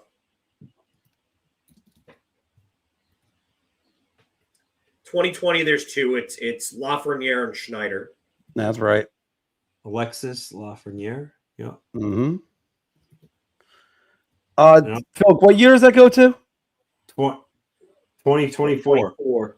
So 2021 is Othman. Ugh. 2023 is Perot. 2024 is Emery. Emery, yeah. EJ Emery. It's not coming up. Is it Emery? Yeah, just try the last name without the EJ. Yeah. See if it comes up. Yeah, he's right there. What does this other one say? 2018. Oh, you put in, you missed Keandre Miller. Oh. Yeah. Mark said Keandre Miller. He said Kravtsov, Miller, and Lundqvist. Yeah. Now look at that. Easy for us. Well, yeah. Well, I mean, I said Anthony Duclair because I thought he was first rounder, but no, Mark, that was in a period where they didn't have 4 straight first round picks. All right, so this one's a little more challenging.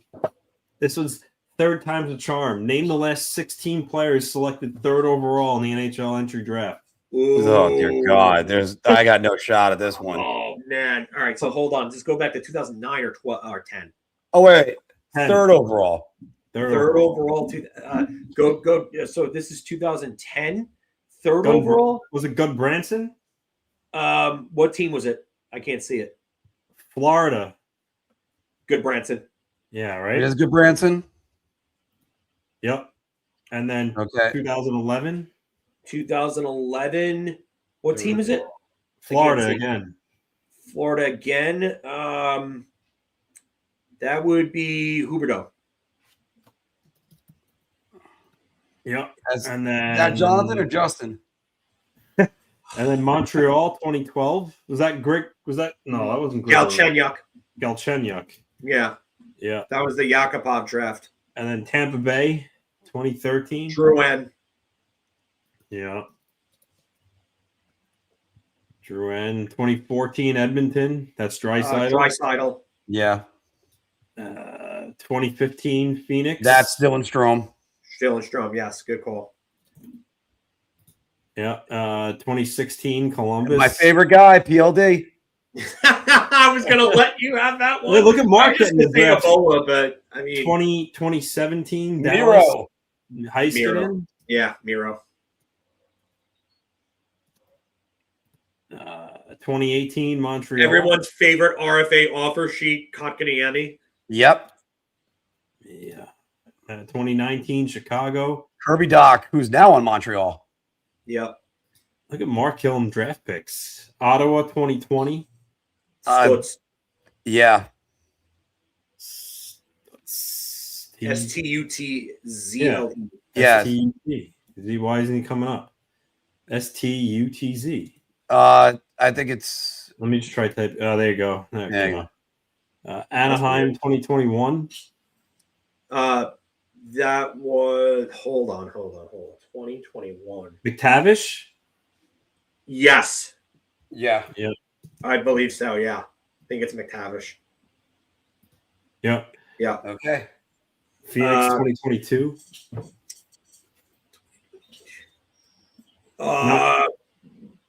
Is that Cooley?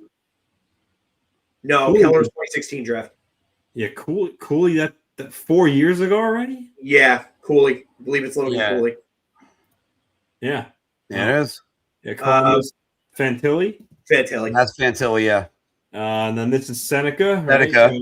and that then we were in the building Frondell. for. And then Frondell. So Frondell, yeah. Yeah. Well played, Clerks. Yeah, I thought that was going to be more difficult for the Mariota, but he actually did pretty good on it. No, once I got past, kicking once I some got ass. into like 2015, then What? actually 2014, I knew that one too. That's when I really started paying attention to the drafts and following that. All right, Standard Survival, by the way, guys, is asking, predict tonight's first goal scorer, the final score, and which team wins game one. Ivan Barbashev, Vegas wins. Anthony?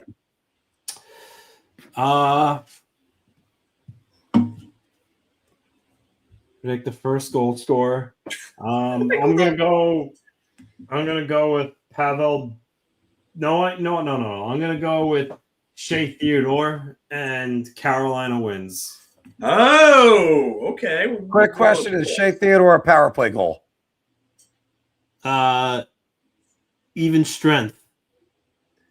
Okay, I'm gonna go. I'm gonna go Seth Jarvis, and I do think Vegas wins this game. I'll say 4-2. So we'll try that one. Or what? As Rich is saying, why trade for old players? We got Mark Stone in Vegas wins tonight. Dorofeyev in Carolina wins tonight. Barrett Hayden. Could be one right there. All right, we're going to do one more of these and we're going to sign off. A lot of work tonight. What is this? That was a good one. 15 teenagers. Kids are all right. Name the 15 teenagers with the most points in a single Stanley Cup playoff appearance. Okay. What year is Pittsburgh? 92. Is that Yager? Yeah, 92 would be Yager. Bruins in 88. Would that be Bork? No. No. Bork was drafted in 1979. Oh, never mind. Yeah. Bruins in 88? We'll come back to that one. Yeah. North Stars in 84. That's got to be Brian Bellows. Yeah, I think Mark's right. Yeah, Mark. Yeah. Mm-hmm. Blues in 1990. Blues in 1990. It's not Brett Hull. That Adam Oates. No. Adam Oates is not. Adam Oates came up from Detroit. He was not a teenager then. Okay. No, Brind'Amour was drafted earlier, so it's not him. Yeah. What about? And could it be Hull? No, Hull was drafted earlier. He was drafted years earlier, and he played in Calgary for he was 86 draft, right? Earlier than that, I believe. I wait. Was he in the same draft as Luke Robitaille, where Glavin got drafted ahead of him? I'll look that one up. I think he was. I think he was in the Tom Glavin draft. Well, real quick, the Islanders in 80 here. That's Bossy, right? Bossy was probably to have been a teenager. No, Bossy was a rookie in 76. Oh, shit, you're right. That was the year that he guaranteed that he'd score 50 goals to Bill Torrey. Yes, you're right. You were 77. Sorry, 76, 77. And it's not, and that means it's not Potvin. It's not either. It's 80. 80. It wasn't LaFontaine because LaFontaine wasn't there in 80. No, LaFontaine wasn't drafted until about 3 years later. That one's tough too. All right. Well, there's a lot of here. Well, is the Bruins 1980? Is that one Bork? No. Well, oh yeah, actually that one could be Bork. That one could be Bork. That could be Ray Bork. Yes, it is. Okay. What is this? Winnipeg? What year is that? It's two Winnipeg. Winnipeg. 2018. How about this one for the Islanders? How about Dwayne Sutter? Dwayne Sutter. I mean, yeah. What? Could Dave be right about Kenny Morrow? 10 points in 80 as a teenager. 10 points is not completely. And he was playing with Potvin. But But Well, Ken Morrow was 23 when he started. Yeah, I was gonna say college age. Oh, that's right, because he was a college kid. Yeah. That's right. Shit. Is the Bruins 99 Thornton? When he been a teenager in 99? He was drafted in 97 first overall. 18, was he still 19 at that time? Yeah, that's the Or question. Could it possibly be Anson Carter? I don't think Carter was a teenager, was he? No, I don't think no, because he came in the Washington trade for Adam Oates. Yeah, that's 97, and he played in Michigan State before that. I'm trying to think, what about Samsonov? Would he have been a teenager in 99? Samsonov won the Calder in 97-98. It's possible, but I'm not sure. Well, it looks like we have 4 strikes, so you could take. I don't. All right. I am telling you, by the way, it's Dwayne Sutter. Is it Dwayne Sutter? Yeah. Okay. Yeah. Wow. How'd you think of that one? Oh, I thought about one of the Sutter brothers, and then I double checked it. By the way, Joe Thornton in the playoffs, you said 9 points? Yeah. He was 19 in 99, according to this. So okay, go Thornton with the 99 Boston one then. Yep. It's one of those. By the way, that's one of those Sutters that. What year is that Philly one at the bottom, Anthony? 97. What year is those North Star ones right there? 81 and 80. Lawton? No, it can't be Lawton. He was 82. No, he was in the LaFontaine Eiserman draft. Lawton. He was the first overall.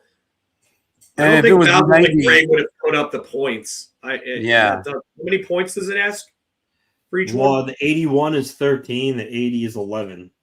I don't see it. Basil McRae wasn't a big point producer like that. What was this guy right here? Right here, like you can see my pointer. The Winnipeg one. 2018. That's what Phil asked for.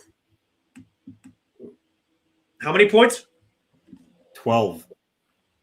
Wasn't Nikolai Ehlers. Line A. Go Line A.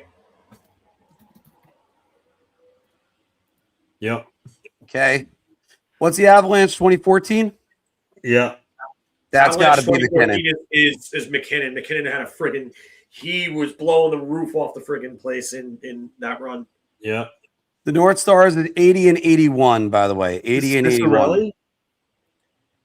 That could be Dino. That could be Dino Ciccarelli. He might be not Basil McRae. I can tell you that. I think it might be Dino, actually. Dino was he was I think Dino's the 80. Oh no. Our first it wasn't Dino. Wait, what? No, Dino Ciccarelli's not correct. Dino was 20 during that run. That's fuck. What's the Flyers one? Flyers is 2000. 2000? And there's 2 Flyers, 97 and 2000. 2000 Flyers. Linus Zubris. 2000 Flyers would be Simone Gagne, I think. And Dinus Zubris, I think, is 97. Simon Gagne, is correct. You think it's Zubris? Simon Gagne. Oh, my boy. Yep, it is Zubris. Good call, Mark. Okay. What year is that Florida one? 96. Wow. Ed Jovanovski? He was drafted, 95? 94. Yeah, that was Jovo's rookie year. So check it. That'd be Jovo. That was an old team all around. Yep. Okay, so we still have the Black. No, Hatcher was drafted in 90 or 91, I think. So no, he wouldn't have been that early. He wasn't drafted until the 90s.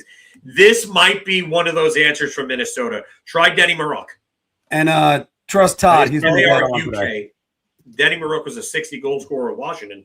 A lot of people don't remember that. No. Wow. Wait. Neil Broughton. We have 2 strikes left. Neil Broughton? Hold on. This I want to check because I think he may be right. The Blackhawks 85, too, was another one. No, it's not Neil Broughton. Neil Broughton was born in 59. Yep, and he's 21 by the time he made his NHL debut. Who are these North Stars players? I have no idea. Especially being that it's none of like the ones we thought. And certainly, what year is that Chicago one, Anthony? 85. Joe Murphy wasn't a Chicago draft pick. He was a Detroit draft pick, number 1 overall in 86. Roenick didn't debut that early. He was 87 draft, I believe.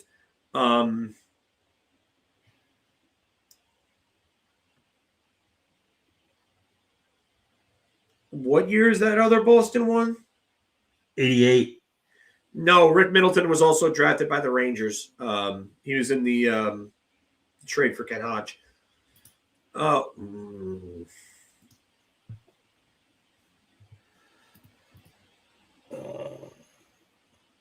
what was the? And it's not 80 from 80 and 81 for Minnesota, right? Yeah, both years, 80 and 81. It's not. Hold on. It's not Chicago might be Savard. And I think one of the Minnesota ones might be Dennis Savard? Yeah. I think it might. I think he. Todd, by the way, 81 for Chicago? What? What was it, 81 for Chicago? No, 85 for Chicago. 81 85? for No. Minnesota. Oh, no. Dennis Savard was older by then. Shit. Al Secord? Wait, hold on. No, he's earlier too. Fuck. Steve Larmer, I thought for a second, but no. Steve Thomas, maybe? I think he was drafted by Chicago. Oh, Steve Thomas was undrafted. Oh, undrafted. That's right. Fuck. But then again, it doesn't have to be drafted. It just as a teenager at the. You can plug this one in. No, Steve Thomas wouldn't have been a teenager in 85. He was earlier.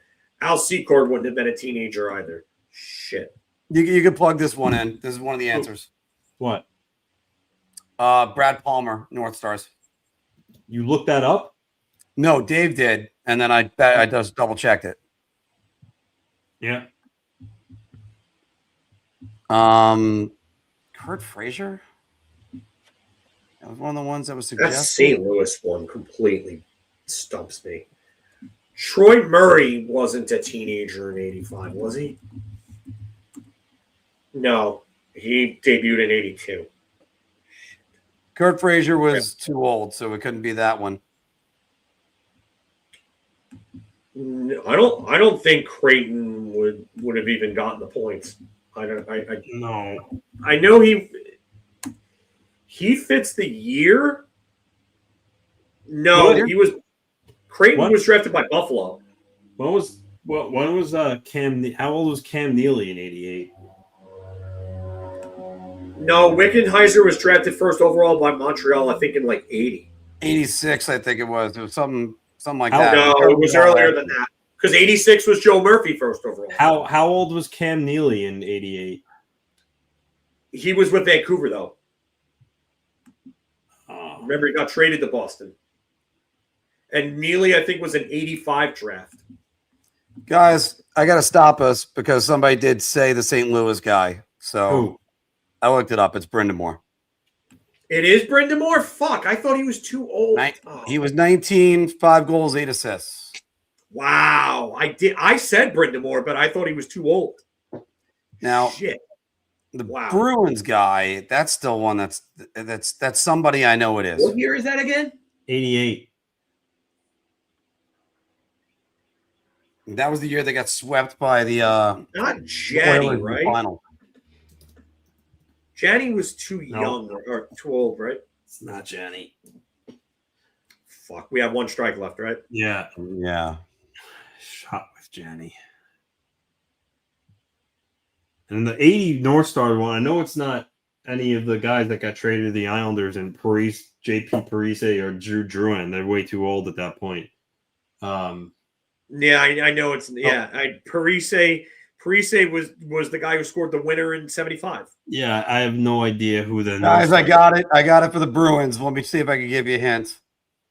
In 1990, he also played for the Bruins, and he hit the crossbar in Game 1 in overtime with an open net. Steve Casper? No. Oates? He would win his Stanley Cup with a until team. 91, 92.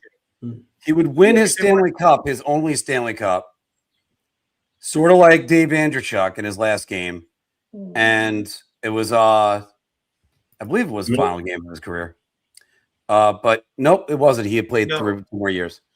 He would win his Stanley Cup with a team that's in the finals right now. So it had to be Hartford then. Vegas or Carolina, because Carolina was Carolina. It was all right. So Carolina, yeah. So Carolina, Hartford. He won a cup with them. Glenn Wesley. Yep. You looked that one up too, Mark? I looked it up. You cheating son of a. It's not cheating when I'm just trying to get this through. Juno, by the way, was 93. Yeah, he was a rookie in 92, 93. He is one of 4 rookies to have a 100-point rookie season. So wait, so what's the 80? What's the Blackhawks guy? 85. It's not Troy Murray. It's not Dennis Savard. It's not Dennis Savard. Okay. Savard was the 81 draft. Eddie Olczyk and Tom McCarthy. No. Tom McCarthy I would have never gotten, but Eddie Olczyk, yes. Eddie Olczyk we should have gotten. Yeah. All right. Should have gotten it. All right. Guys, everybody, by the way, and Todd, you're talking about hockey cards. One of my favorite baseball cards is the Billy Ripken one. Everybody will always say that one, where he's got fuckface written on his baseball bat. How that goes. Yeah. No, Roenick was like the 87 draft. He was a first rounder, I think top 10 pick in 87. So, well, so we got the Stanley Cup Finals game 1 tonight, everybody. It's going to be, again, this is why we do the fun and games. I think we still want to do like 30 goal scorers for team. We'll do like some other stuff like that and more like what Anthony has. And State, no worries, because sometimes I'm just off with some of that. And yes, I was looking it up because we're like, let's just get it going, because eventually we're gonna have to get this started. I got work tonight anyway. But always, I say watch our show every Wednesday, but that's changing now because we're changing our days. So make sure you watch us every single week. And we still are doing a Rangers wrap up. We got to arrange it probably as early as next week, maybe. We might do it. Yeah, we might have to change our time. We'll talk more in the room, but we might have to change the time. Yeah. Or, well, we'll do it on an off day. But then it'll probably be next Wednesday then in that case. But all right, I think they might be doing Tuesday that week. All right, yeah. I gotta look it up. Anyway, but everybody, thanks for joining us this week on Big Apple Hockey. Sticking it out with us for another 3-hour show, and we will see you on the other side. Take it easy. And a matter of fact, let's change up our I'm going to change up our ending video just for 1 second. And I'll leave you guys with this one.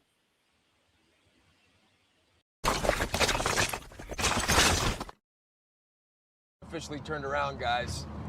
We are back, baby. We are fucking back. We're back. Yeah. Classic. We are back. We are back. We're the 3 best friends that anybody could have. We're the 3 best friends that anyone could have. We're the 3 best friends.